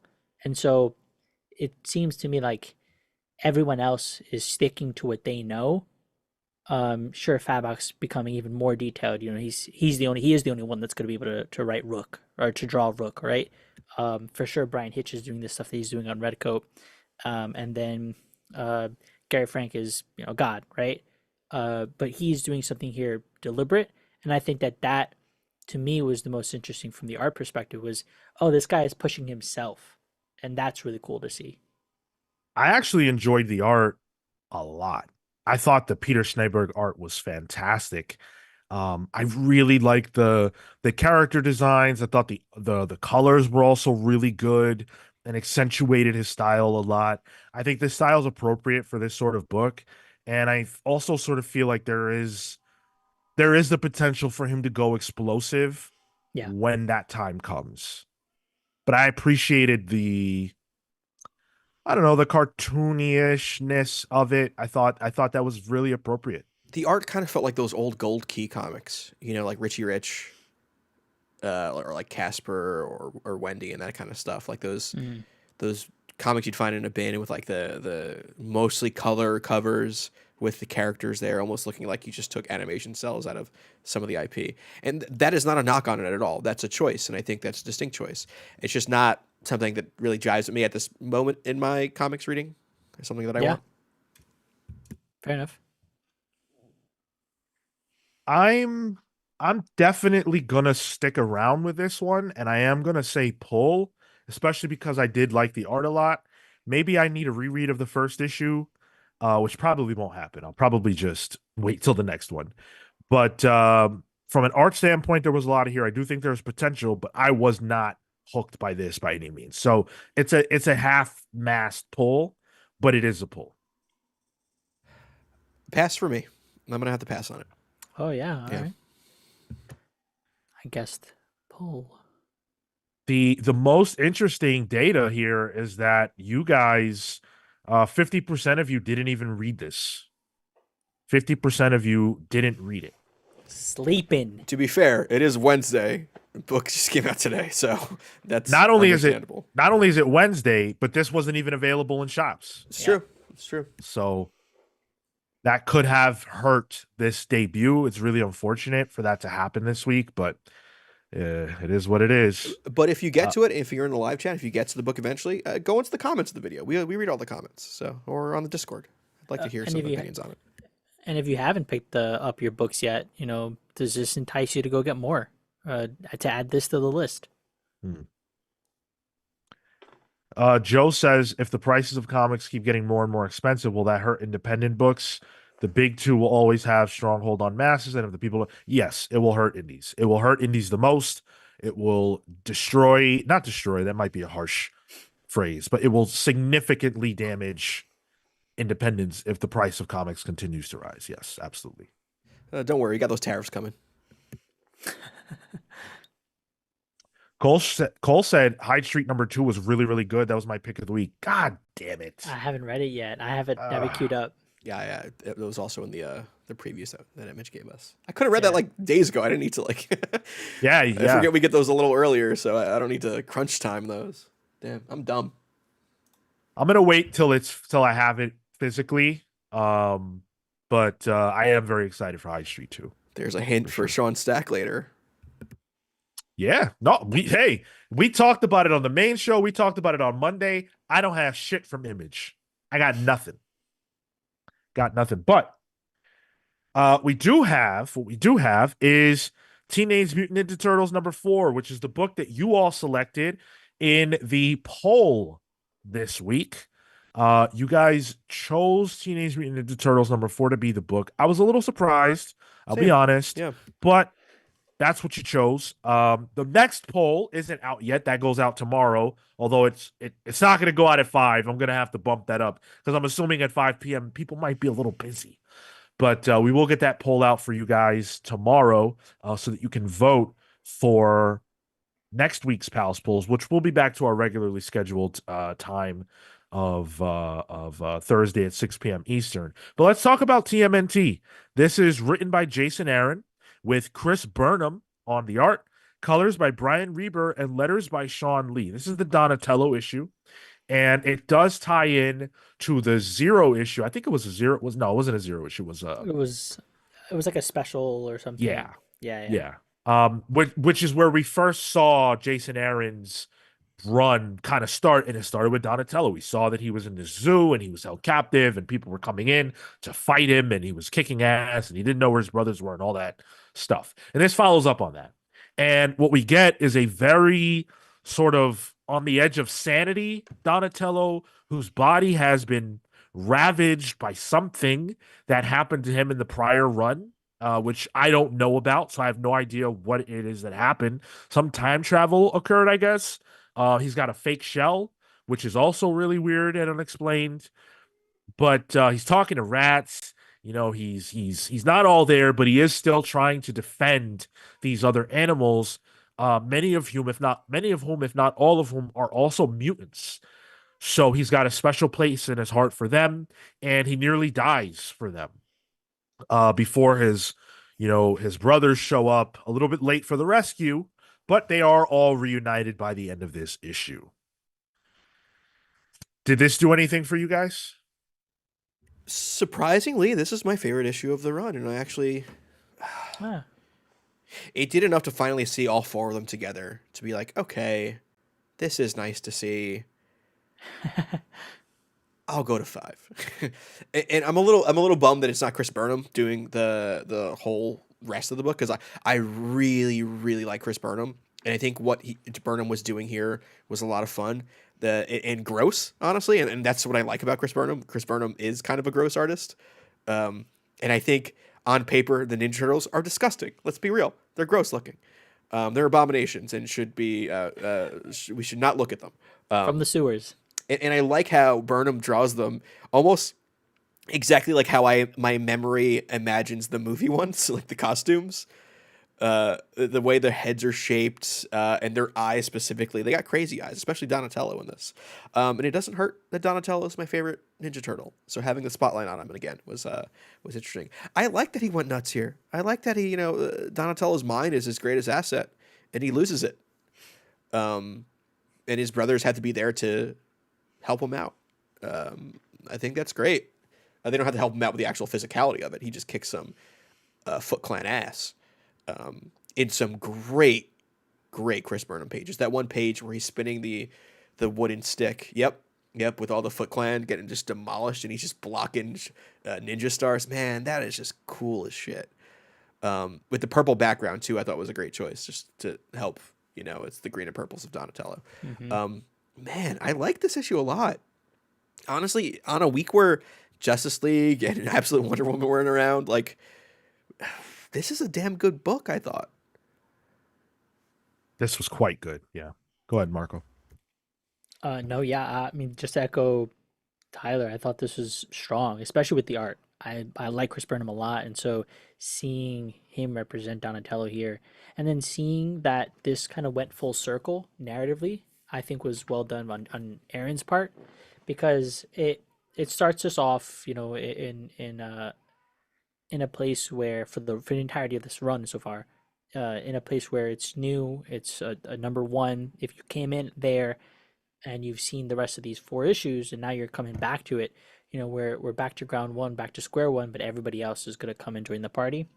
And I think that's smart to do because it helps to ground you. And from here, now together, literally all of us can go ahead and move into this next arc. So I thought that was smart from an in-between perspective of being in between runs and in between arcs. I think that's hard to do a lot of the time. Have those buffer issues, and I think this was a great way to tie all that together. So hats off to Aaron for that, first of all, and then getting to see Donatello just kick ass, man, get fucked up, and see the little splinter with the shuriken through his forehead. that was rude.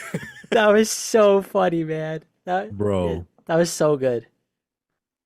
Yeah, I think this was a great issue. It might be the best of the 4, I think, for me, because Donatello, first of all, it's a little bit of a cheat code because we already saw that this is the position that he is in.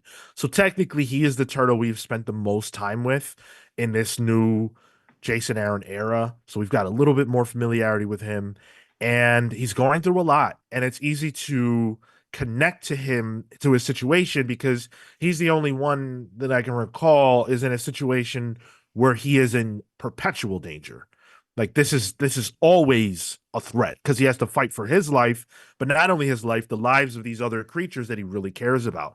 So it's really easy to connect with his struggle and what he's dealing with, and it's all action and all heart because you're either caring for Donnie and his plight or he's beating ass. So there's just no in between, and that's beautiful. There's just no like downtime for this to get boring. And I do like how at the end of the issue we at least get a hint of where the story is going because I think that's probably one of my issues with it. It just seems like, all right, where are we going with this? What is Jason Aaron's run? We've got our turtles together finally, and this DA of New York City is the big bad. Okay, let's get that ball rolling now. So that's where I'm like, all right, issue 5 is almost like the issue 1 in a way. So I'm excited to see where that goes to.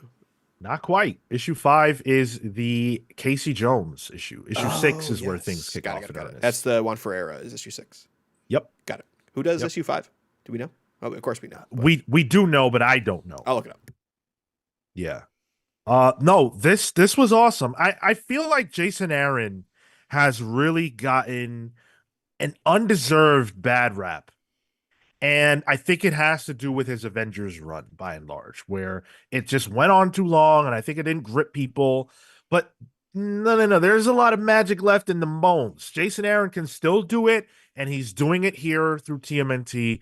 I'm in. I love it. Jason Aaron is one of those writers that I've always been a fan of, but I think he just spent too much time at Marvel. He needed a change of scenery, and he's getting that with DC and IDW Ninja Turtles.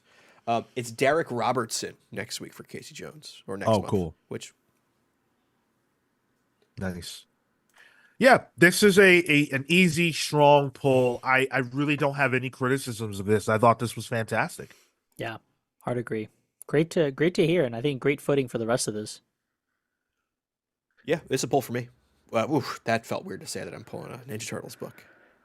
But hey, pull. I might be into this. Who knows? I am excited for Ferreira. I think as much as Burnham not being on it is a bummer. One Ferreira. Great interview on the feed you can check out.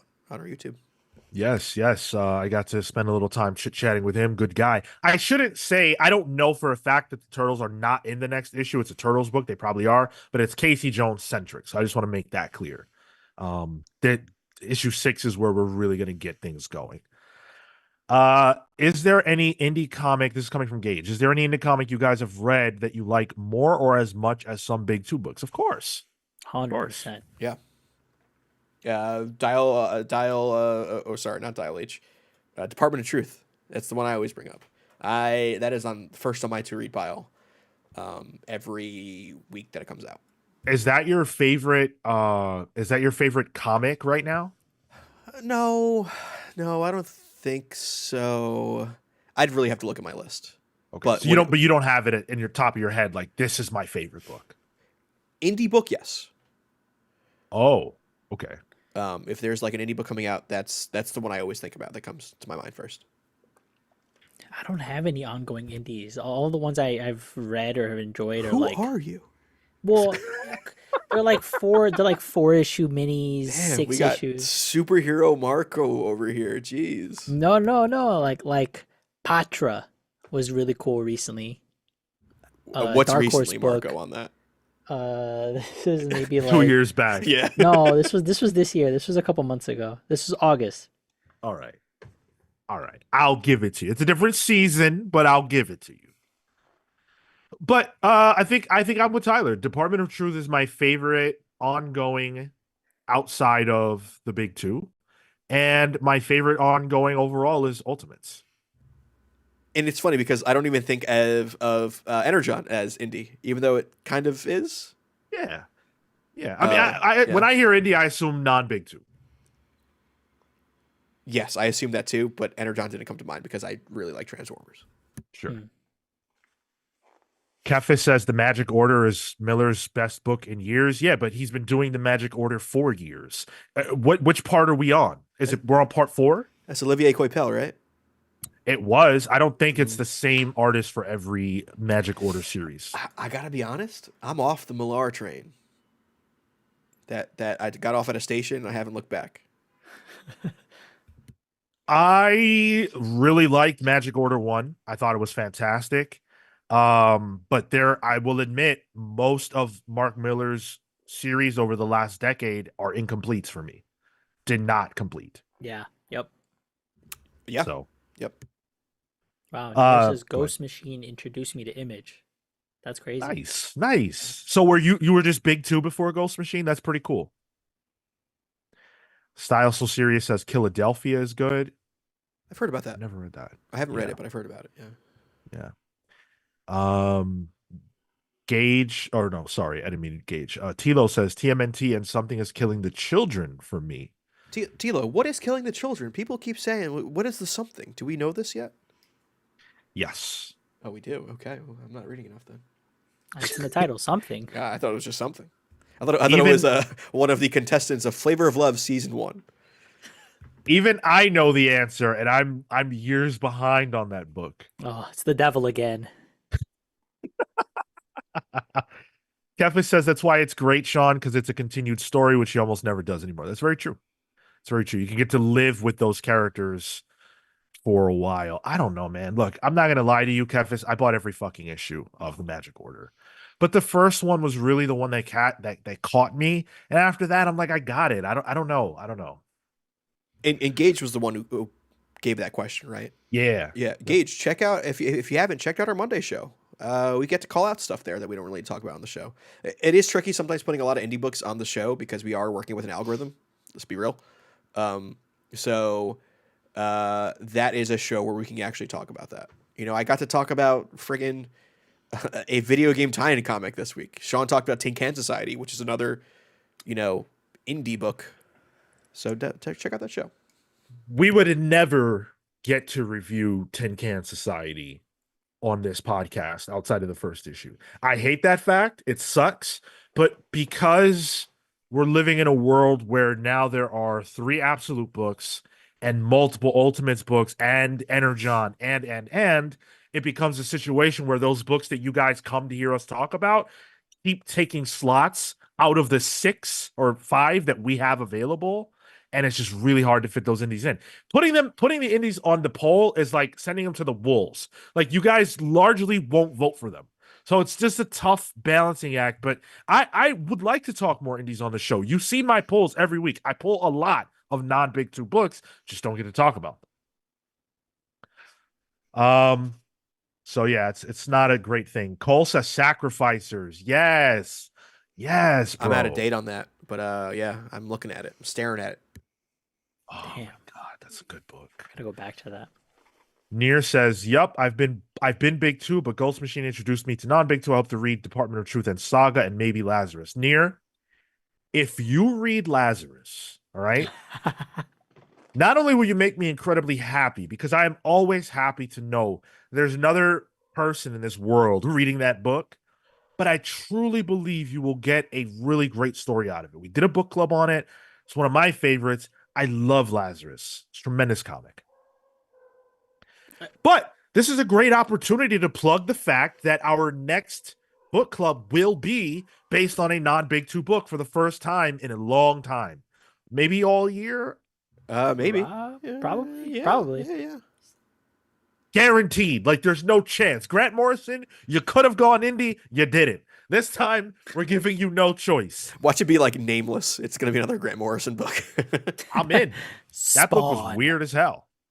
I'm excited for the next book club though. The December one is like a little Christmas gift for me, getting to read some Image books. You know. Yeah, we got to get that. We got to get that post up. I need to see those nominations. I'm very excited to see I'll what make you it after the guys show. choose. I got you. Cool. Blur Jose says, we say we want the indies publicly, but then those polls go up and where are the votes?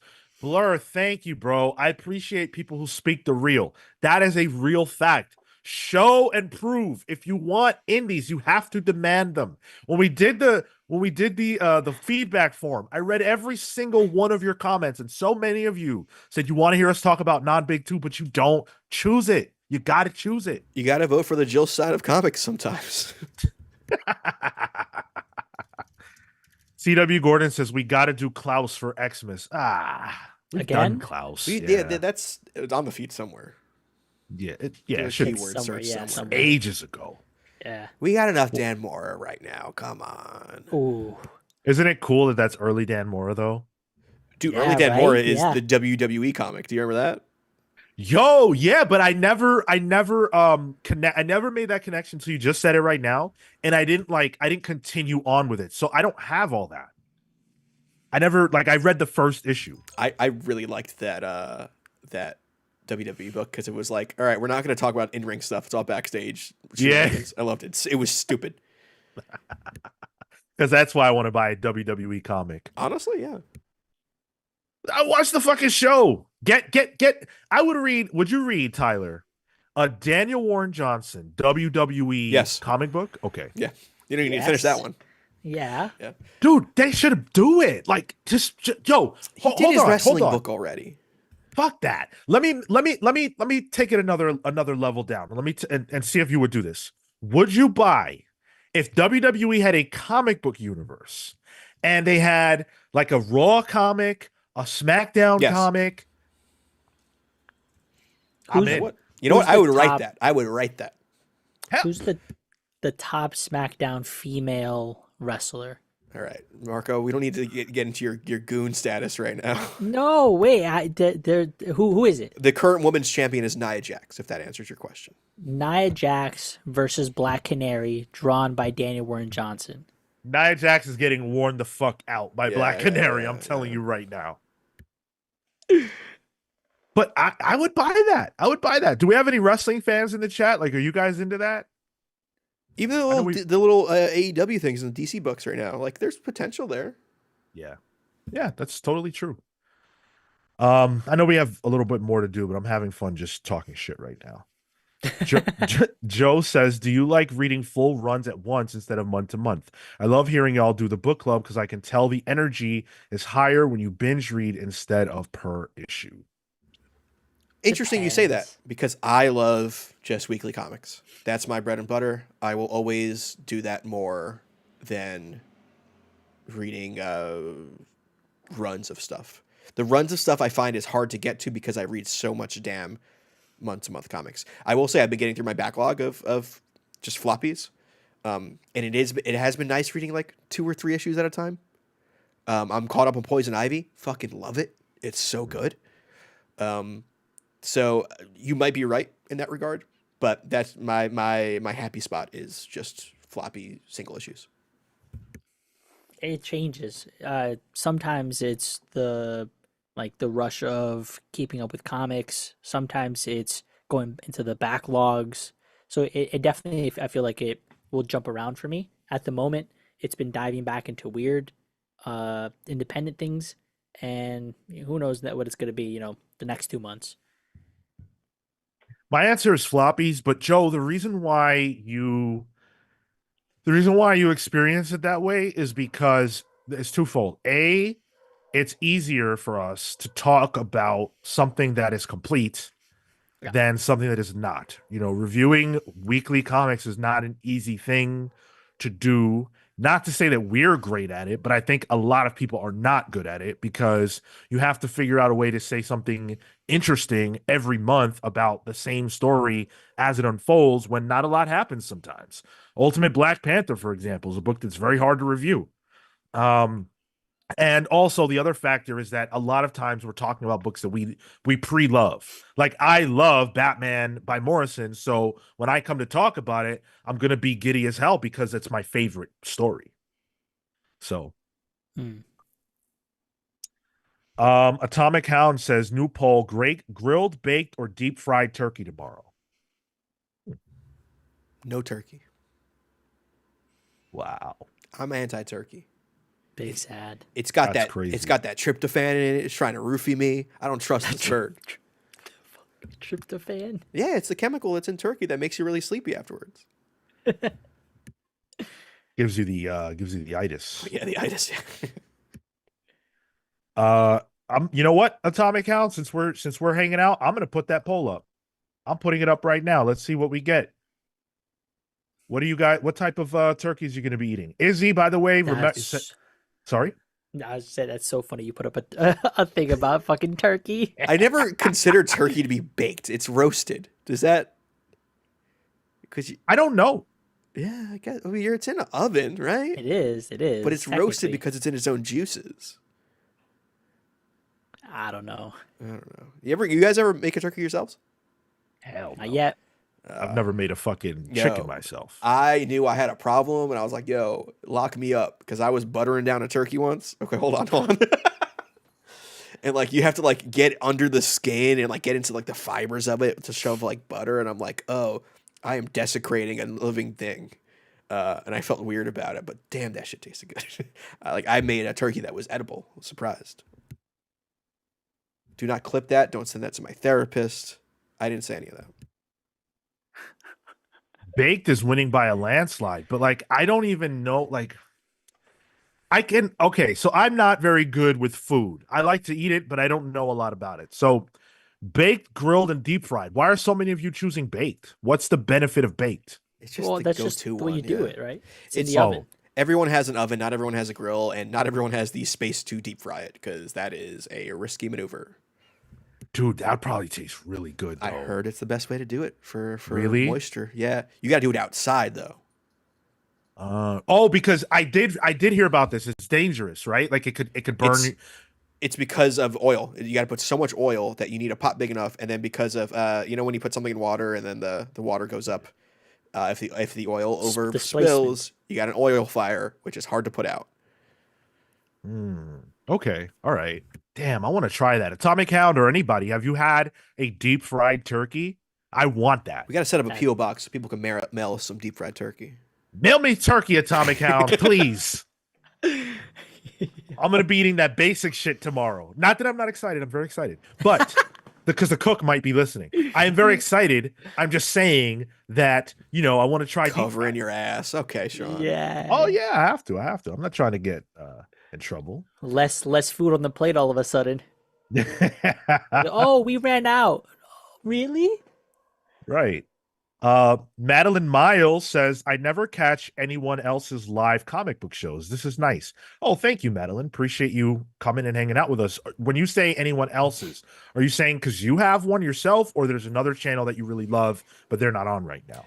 Gail Samo was nice enough to retweet that our repost on Blue Sky about Stop Hey, it. let's our go. show Can being live. can So. can Gail Simone please respond? Or Gail, are you listening right now? Can you please respond to your DMs? Can you come on the show? We need to talk to you.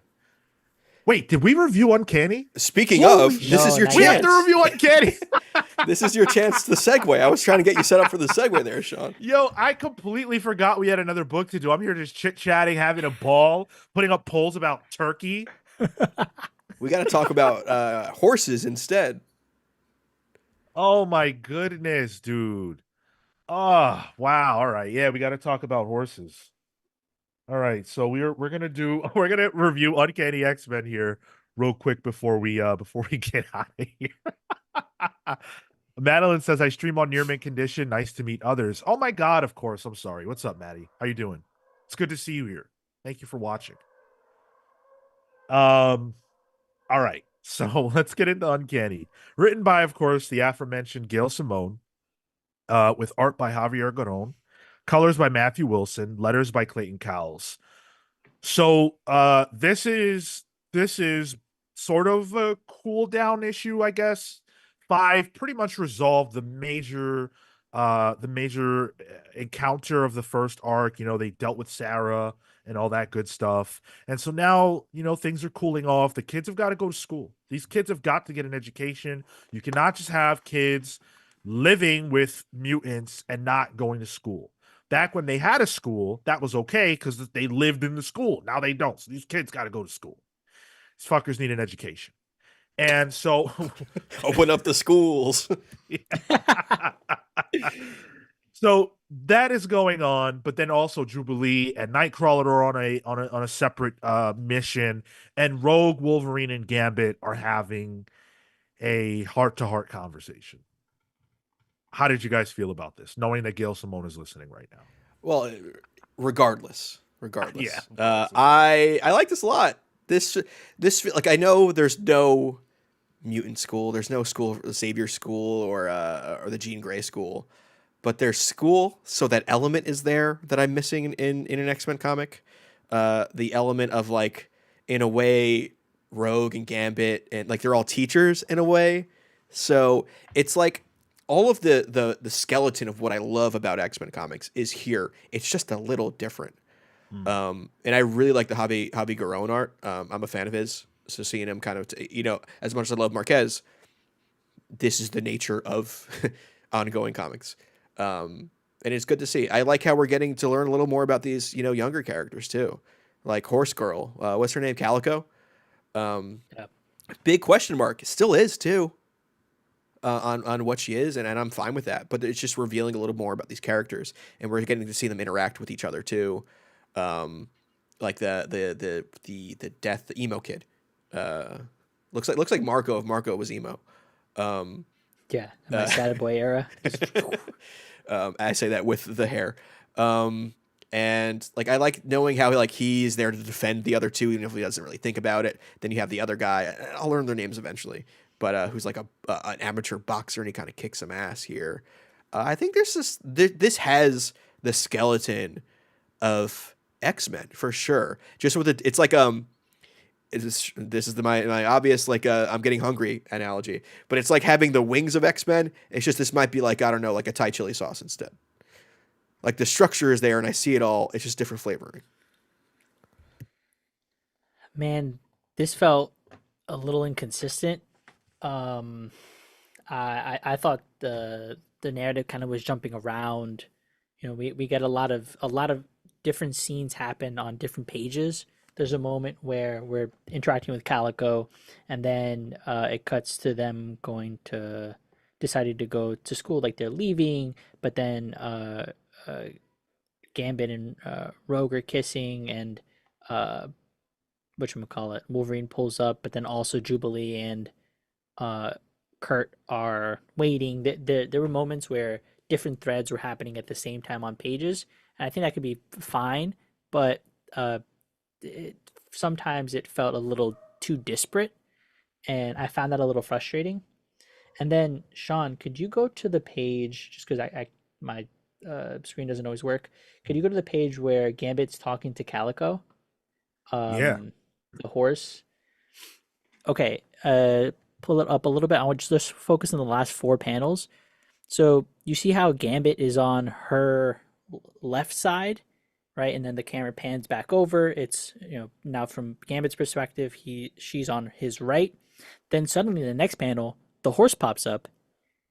He's in a singular panel, and if you turn the page, she flies away.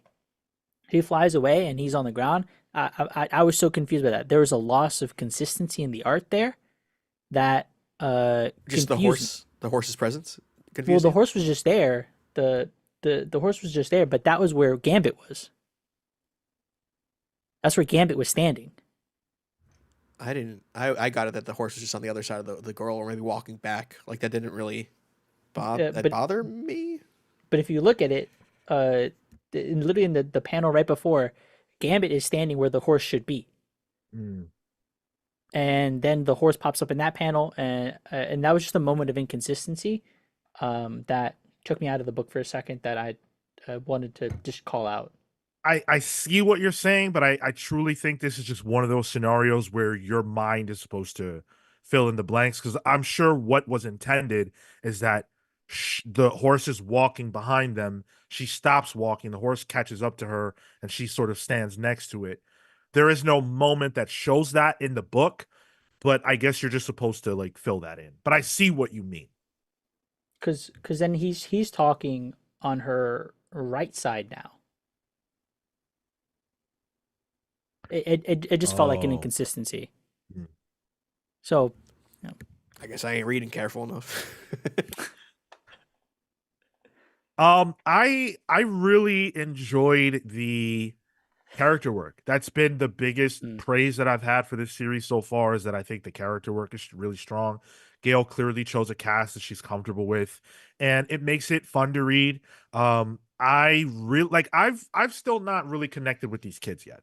This Yeah. was the first issue where I started to really develop care for them, because they were dealing with crazy shit before, and there just wasn't really enough time and space. But now that we've slowed down a little bit, they're in school, they're dealing with bullying and stuff like that. We're getting to see who these characters are when they're pressed, when they're in moments where they have to be someone. Who are they? And that's where you get to learn about a character. And this issue has those moments for them in spades. Like towards the end, where that kid is beating the shit out of the bullies. I was like, yo, let's go. That's what I'm talking about. I like that. Yeah, I like that too. And I like how we get a little bit of Calico's backstory here, because now by the end of it, something happens to her. So there's enough to bookend it to make me start caring about somebody who I didn't really know too much about of. Right. yeah. Yep. And I want to call out the middle part with Nightcrawler and Jubilee, trying to go into town. Again, that's a very X-Men thing. It's the X-Men have to leave the school, go into town where they might not be as accepted. And just stupid comic book stuff that I love, like Nightcrawler bamfing away, but his clothes leave, like his disguise just leaves him. Yeah. I was like, it's stupid, but I like it. Like, could he decide what comes with him or not? I guess so, right? I wish they wouldn't have done that, because what's up with his suit then? But I guess he makes a conscious effort. The store they go to is Guidry's Marketplace too, which I thought was Is it really? yeah. What? Oh my God, I it screenshot it is! and I sent it to Gavin. oh, hold So I was on. like, all I right. gotta find that. In Yeah, it Meridian is. Bywater. Oh, Yeah. wow. In New Orleans too. So I thought that was a good little bit. Good for him. Yeah. Good for That's him. Look, awesome. he's putting in Easter eggs in DC Comics related to us. Gail Simone's putting Easter eggs into Marvel Comics related to him. Yeah. Beautiful. Or maybe it was Javier, but I would imagine, given Gail's relationship with Gavin, that worked out that way. And- Sorry, go ahead, Tyler. I was gonna say, and the one thing that keeps surprising me is that Gail's making me like Gambit. Like, there's a heartfeltness to Gambit in this, where like he's not just cool guy. Like that's what I feel like Gambit always kind of is. He's like, oh, here's the guy that does the cool things that I liked in the 90s. There's a heart to him here. Then he really levels out Rogue. in a way that I think is necessary. And it's similar to what Kelly Thompson did with the Mr. and Mrs. X and the Rogue and Gambit stuff that she did years back, which I fucking love. And this feels like the most like that. I despise Cale for doing that. I don't want to like Gambit. Why are you doing this? I'm supposed to dislike this character. Don't do this to me. I really like I loved it as a moment, but it also it was hard to read when Gambit, Wolverine, and Rogue are talking, and Wolverine is talking about this tequila that he has, and the origins of the tequila, and how it was this agreement between him and his friends that whoever was the last of them alive would be the one to drink it down, and he can't accept that he's the one to drink it. He doesn't want to. And so he wants to bury it again with Gambit and Rogue. And I was like, damn, dude, that's really heavy and dark. Like, that's fucking heavy. Because Wolverine is never going to be the one buried before his friends. He makes this pact with Rogue and Gambit. They could die any day. This ain't Krakoa anymore. And Wolverine will always be the last one standing. And Rogue tells him, hey, dude, you have PTSD. And in my mind was like, yeah, he lives in Marvel. He's a hero in Marvel Comics. I'm pretty sure they all have PTSD. Remember, what was that shit in Heroes in Crisis? The shit. It's my favorite book. How can I forget this? Pleasantville, not Pleasantville. That place. Sanctuary? Sanctuary. Here we go. Big Two Marco. Here we go. They need Sanctuary in Marvel because these people are messed up. That's what they got Doc Samson and Trauma for. Bring Trauma back.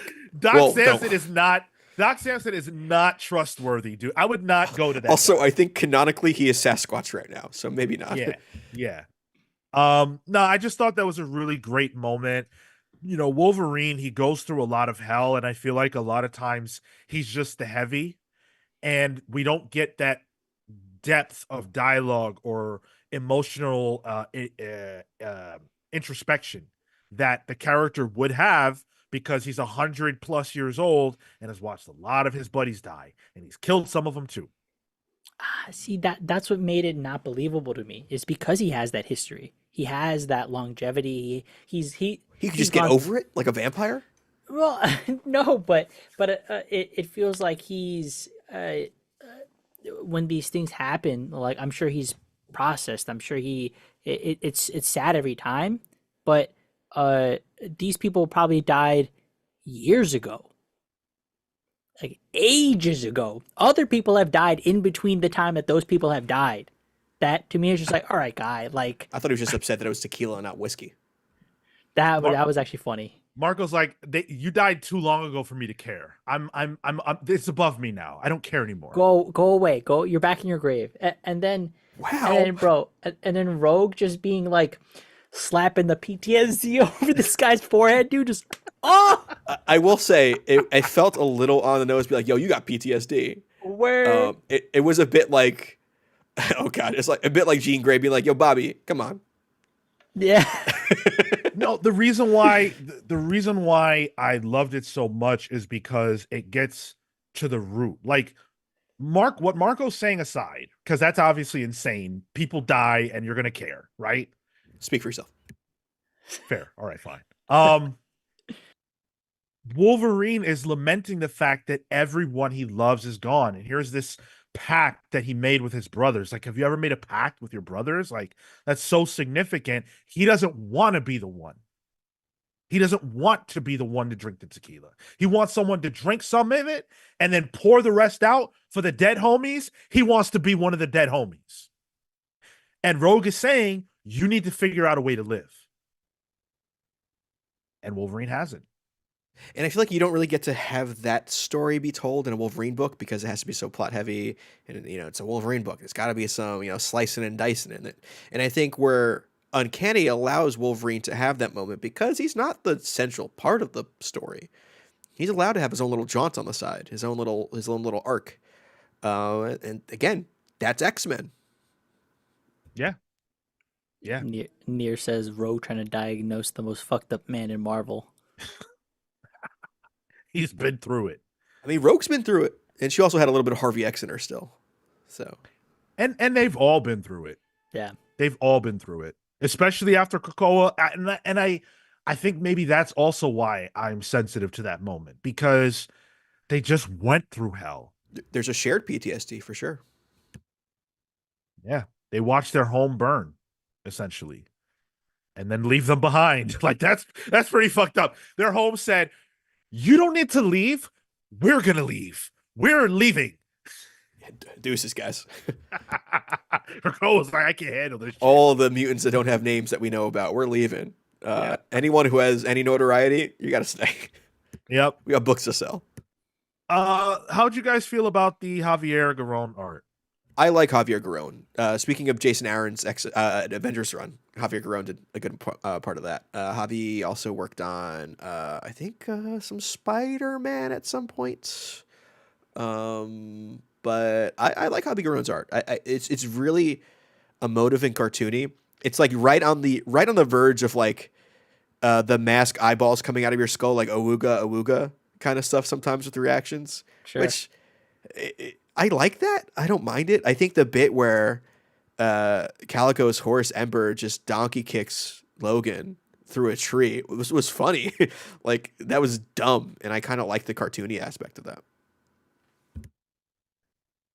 I enjoyed it well enough. I thought there were spaces where characters looked a little too thin, and that kind of bugged me. Yeah. Gambit in particular.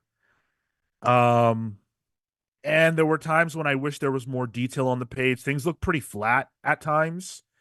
And so that I didn't love. I was definitely missing Marquez on this one, but I wouldn't say that Garron was bad. Not by any means. It's just that Marquez is the main series artist, so anybody coming in is going to feel like a step down. Matthew Wilson's colors, though, do provide the consistency across artists, and that's great. He's always a knockout. So I'm happy that Matthew Wilson was still on board. For me, though, this is an easy pull. I thought this was a great issue of Uncanny. I'm bummed out that this shit's about to tie into that, whatever civil war that's going to happen between Uncanny and X-Men proper. But so far, this has been a good series.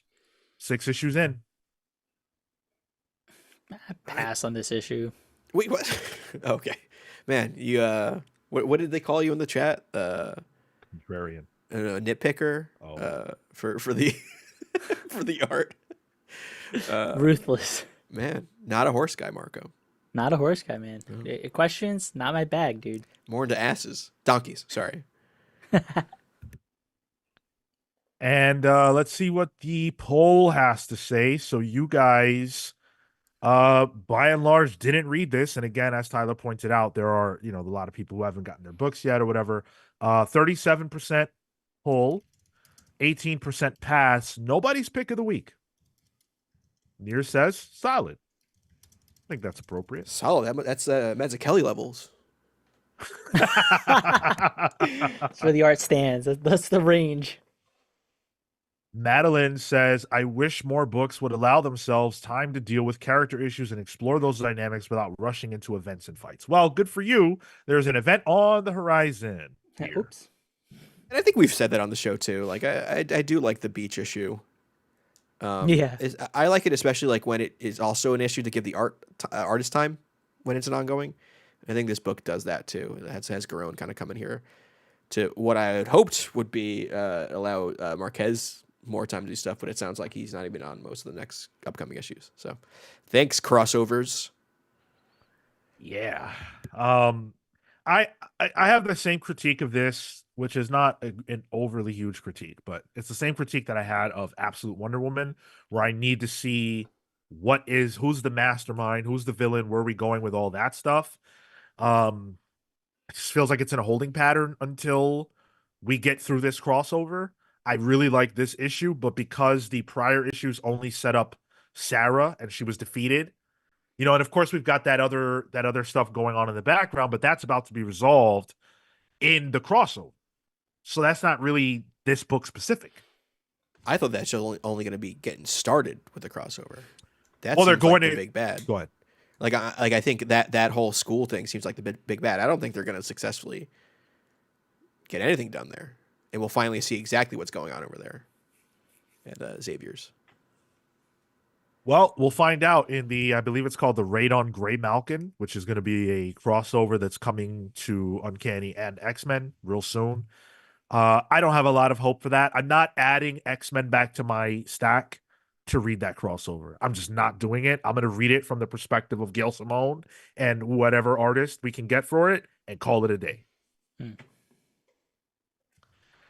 CW Gordon says, have they relegated those kinds of things to Marvel Infinity Comics? I haven't read any, but they seem like smaller things. Nah, I mean, I think that those exist just as a treat for the digital readers. Some of them are quite good, but I wouldn't say that they're necessarily like inherently slower or anything like that. They have those astonishing ones coming out soon too, right? Like Astonishing Spider-Man, X-Men, and Avengers as Infinity Comics. I don't know anything about that. There was like an announcement that there's Infinity versions of this. The X-Men one deals with like Husk as a character, and the Spider-Man one's written by Scott Aukerman, host of Comedy Bang Bang. That's why I remember that. So they're doing something there. I ain't reading it, but they're doing something. Yeah. We are about to do the stack. We've gotten through all of the reviews, but you know how we like to end things here. And that is with Sean Stack. This is a segment that exists because I buy too many comics every week, and I need your help. I need you guys to help me pare down my buying habits. And as you saw last week, I was not successful at keeping things under control. I added a few books back because I just needed to see if I was really right. You had such a relapse week that Diamond said, "Oh, let me help you out." Let me try to help you out. They wanted to help me for this week, but next week is going to be a juggernaut because I'm not going to leave anything on the shelf that I would normally buy. You might need to slow down when you get to the shop too. To instead of trying to Sonic the Hedgehog your way through it and forget to pick up stuff. Well, if I could just have like a Inspector Gadget, go Gadget arm, move all these fuckers out of the way. If I could do that, then I wouldn't have any problems at all. I would take my time. But dude, I went to the shop today. Please put your guesses in the comments. For those of you who are new, give us your numbers, everyone. Give us your numbers. Whatever amount of books you think I bought this week, whoever's closest without going over can get the Marvel code for any of the books that I purchased that are in my stack this week, if you want it. Otherwise, you get a no prize. But yeah, this week, dude, I'm trying to buy Justice League Unlimited. And it's bad enough that I can't find the cover that I want, which I just want with cover A. But I was having this problem where every cover, all the cardstock covers, which they charge $1 more for, are all on Front Street. I had to dig my freaking head. Oh my God. I don't like that. They should not be dipped in. Like the covers that have a different price point should not be in with the mainline cover.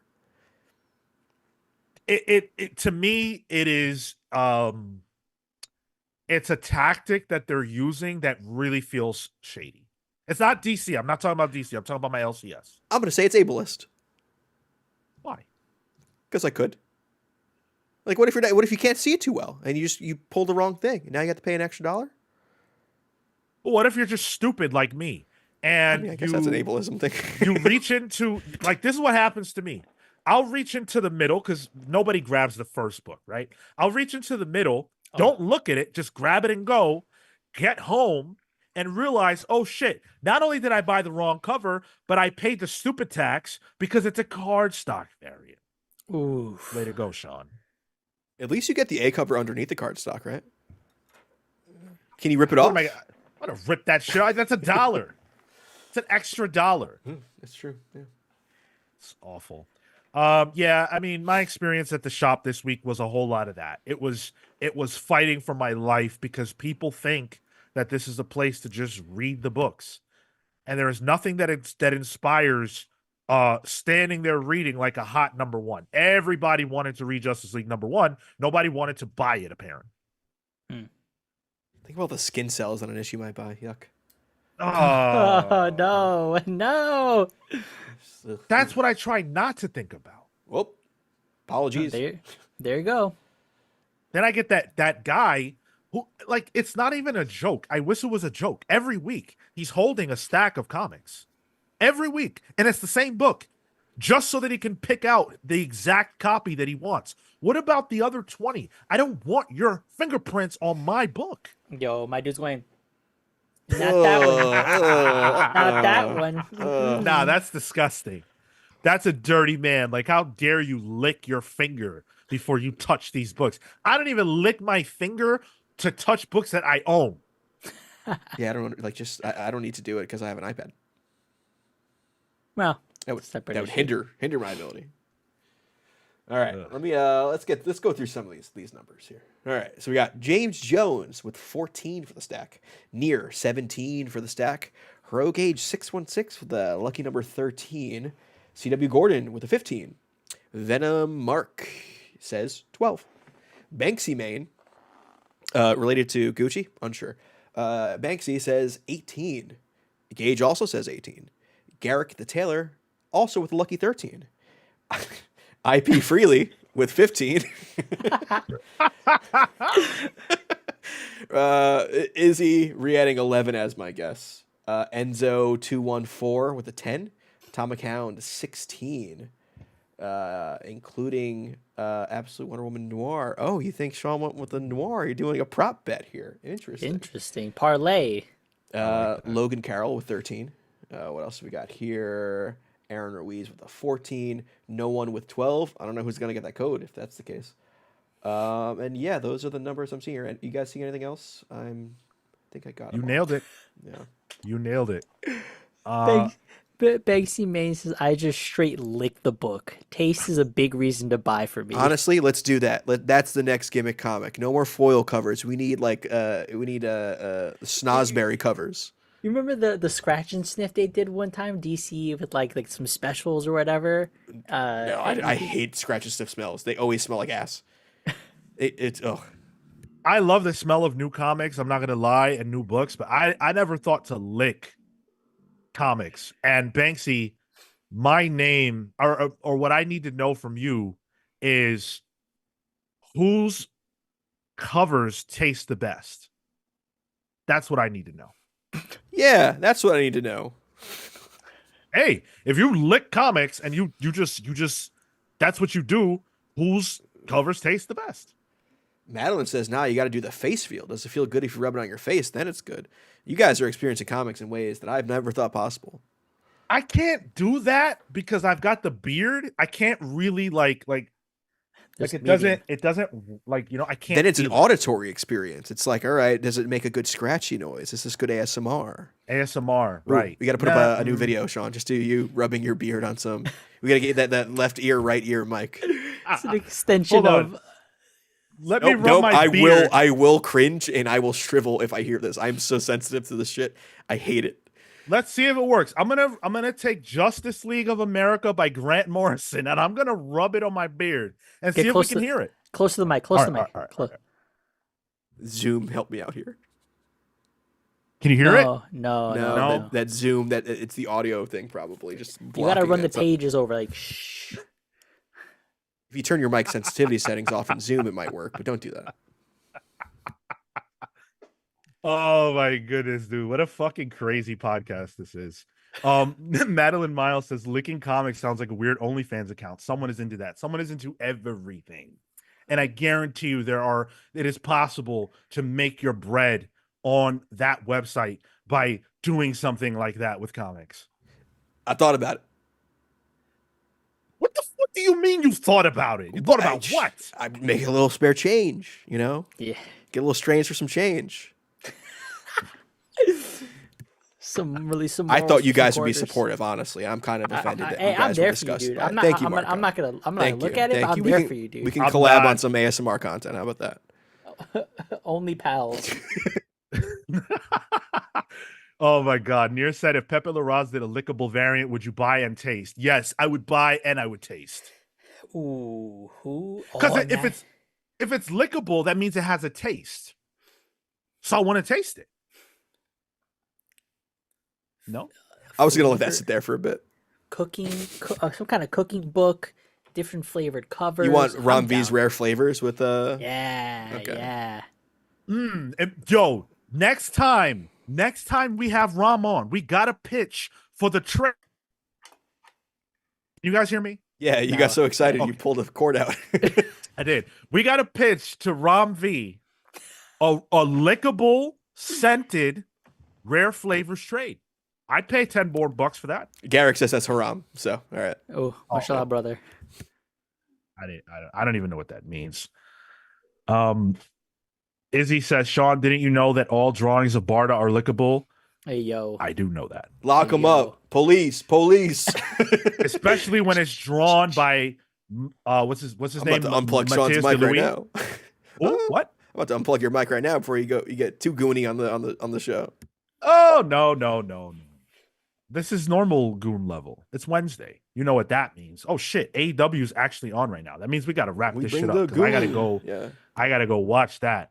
Okay, so here we go. We've got the 6. Well, no, the 5, because I didn't get Hornsby and Halo physically because I couldn't. Right. So we've got the 5 that we talked about this week. We've got Superman number 20. I am so excited for this that I almost read it today, even though I had very little time. I almost read this because I'm like, this has to be a part of the show, right? We got a dark horse pick. Matt Fisher with the $9.99 super chat. You bought 13.5 books. Shit. The shipping problem are getting ridiculous. One store only got DC and Image, one had Marvel, and one had Indies, but Marvel had nothing else. Happy Turkey. My pick was West Coast Avengers for the win. Everyone's Hey. a lot of love for West Coast Avengers today on the chat. I have to check Yep. it out. I'm on record as thinking that that's not going to be it because of the Ultron bit, but you never know. So we're at 6 right now, right? Yep. Okay. Batman: The Long Halloween. Number, what are we on? 3? Yeah, number 3. Excited to get to that.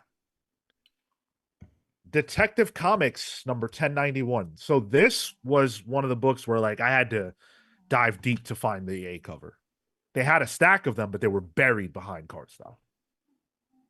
West Coast Avengers number 1. And Tyler, you know I had to do it. That's a great. Yeah, I know. Yeah, I get you. The new Avengers, homage. Avengers, and then Secret Invasion did it. Yeah, I get it. I have all those. I even Yeah. have the Disney one. I think I have the Disney one too. It's one of the few physical books I've gotten. Ultimate Black Panther number 10. Had to get that. I was actually just checking to make sure that this isn't a reprint because that happens to me too. Mystique number 2. Oh. I went with the Mystique and Destiny variant just because I miss Destiny. Amazing Spider-Man number 62. The Incredible Hulk number 19/800. If you're not reading Hell that, read yeah. that book, guys. It's very good. Yes. And Nightwing 120. The butt issue. It's a butt issue. Yo, it's I think that one's currently free on DC on the DC app, and it's called Nightwing's Butt for All or something. No, it's called Nothing But Nightwing. There's Nothing But yeah, Nightwing, There that's is a it. DC butt-focused Nightwing book that's on Yeah. the app. Speaking of butt, I opened up the book just out of curiosity, and there's his ass on the Hell very yeah. first page. Yeah. Caked up. Dexter Soy knows what brings the boys to the yard in this case. That's it. I got 13. Am I right? That's I think Ooh, 13. We had some 13s here. we did. let's see. Heroic Age. Yeah, Heroic Age, and who was it? We got sidelined with all the Garrick the fans. Tailor. Yes, that was some new winners. So yeah, so Nice. Heroic Age gets first dibs, but Garrick the Tailor, you can get second dibs. You can get sloppy second. Haram. Yeah, that was. All right. So who was that? It was Garrick the Tailor and Heroic Age. Heroic Age gets first, but yeah. All right. Cool. So yeah, if you guys want any of this, I got Mystique, I got X-Men, I got West Coast Avengers, Ultimate Black Panther, Hulk, Amazing Spider-Man. If you want any of those, just feel free to message me on Discord and I'll get the code to you. And frankly, anybody who wants any of these codes, you reach out to me. Whatever I have left, I'll get it to you if you're curious. Yeah. Can we use Thank some? you. I just want to call out one more super chat we got from Max Fisher. Please. 199. How long will Lex be new Lex in your opinion? I haven't read the new Superman. I didn't get to it yet, so I don't know what's fully going on just yet. But Well, we know that because we at New York Comic Con they revealed that there's an issue coming up where yes, Superman and them are going to need Lex to return to Lex, bad Lex. That I think is in January. yeah, So, and we got a movie coming out in the summer, so that those pieces got to go back on the board eventually. Makes sense. yeah, let's bring back Apex Lex. Any more fun comments? Do we lose the stream? No. Logan Carroll got 13 as well. So Logan, if you're still on, You guys forgot Logan? Where's Logan at? Yeah, Logan, if you want to reach out too, please feel free. You guys are all welcome. Ways of the Sith says, "Damn, I had one less than Sean. Yeah, I gotta cut back on books." And this, well, dude, what would your list have looked like if Image was included? Because if Image is included, my list balloons. Dude, I remember in college, I would have some weeks where I had 30. It was bad. It was to the point where I was like, all right, I'm buying every new 52 book, but I really like Marvel because I'm a Marvel head. And I was like, okay, hold on. This is bad. I don't got room. I only got depression. So we need to start using that money for some antidepressants instead. Got some copays to pay for. Oh my goodness. We got Izzy's issues with Knight, the peach emoji wing, and also follows up with Kate Grayson. Nice. Kate Grayson does have a ring to it. That's a good one. Ways of the Sith says, what do you guys think about the rumor DC is going to renumber next year for Superman? We'll talk about that probably on Saturday. That's, we'll get into that more on Saturday. Speaking of Saturday, that is the next time that we will be live with you. And on that show, I have no idea what we're going to talk about, but we're going to have a great time because that is what we always do. Saturdays at 10:15 a.m. Eastern. We just got through Grant Morrison month. Image Comics 2010s month is kicking off. So maybe we'll talk a little bit about that. We'll talk about our turkey days, maybe. We'll have fun. It always gets a little nuts in the early morning. I really hope that everybody who can hear my voice, Tyler, Marco, even Cale, who is not here with us. Well, I don't even know if they celebrate it over there. Anyway, no, they don't. Happy Thanksgiving. Have a tremendous Thanksgiving. Eat your fill. Hopefully, the downtime allows you to read some really good comics. Be on the lookout for any Black Friday sales and deals that are up for comics. I know Organic Price Books has a deal going on right now. I would check out all the major comic book websites. Midtown Comics likes to do a big sale every Black Friday. So support comics, support the stores. Try to avoid the big, they shall not be names if you can. And I think usually the apps usually have discounts too, or like where you can get like a year for cheaper, like Marvel Unlimited and DC Universe. So might be Marvel Unlimited is doing a year for $48 right now, something like that. Yeah. Whoa. That's hard to say no to. Just from like just from like if you just need to refer to something, it's like your own personal Wikipedia. You don't even need to read that much. That's pretty good. Shit. They even have me thinking about it, and I hate digital. Support your LCS if you can, please. That's the lifeblood of this comic book industry. Michael DeFonte says, please add a like and thumbs up. It helps the stream. Michael, thank you, brother. You are absolutely right. If you guys aren't subscribed, that also helps us out a lot. Please do. We are on the road to 5K. Help us get there. If you are not subscribed, please do that. Madeline Miles says, in stock trades. Yes, that's a great website too. And Izzy says, the perfect opportunity for Sean to cancel Comixology. Yes, indeed. Will I do it? Tune in next time to find out. Same bat time, same bat channel. See you guys then. Happy Thanksgiving, everybody.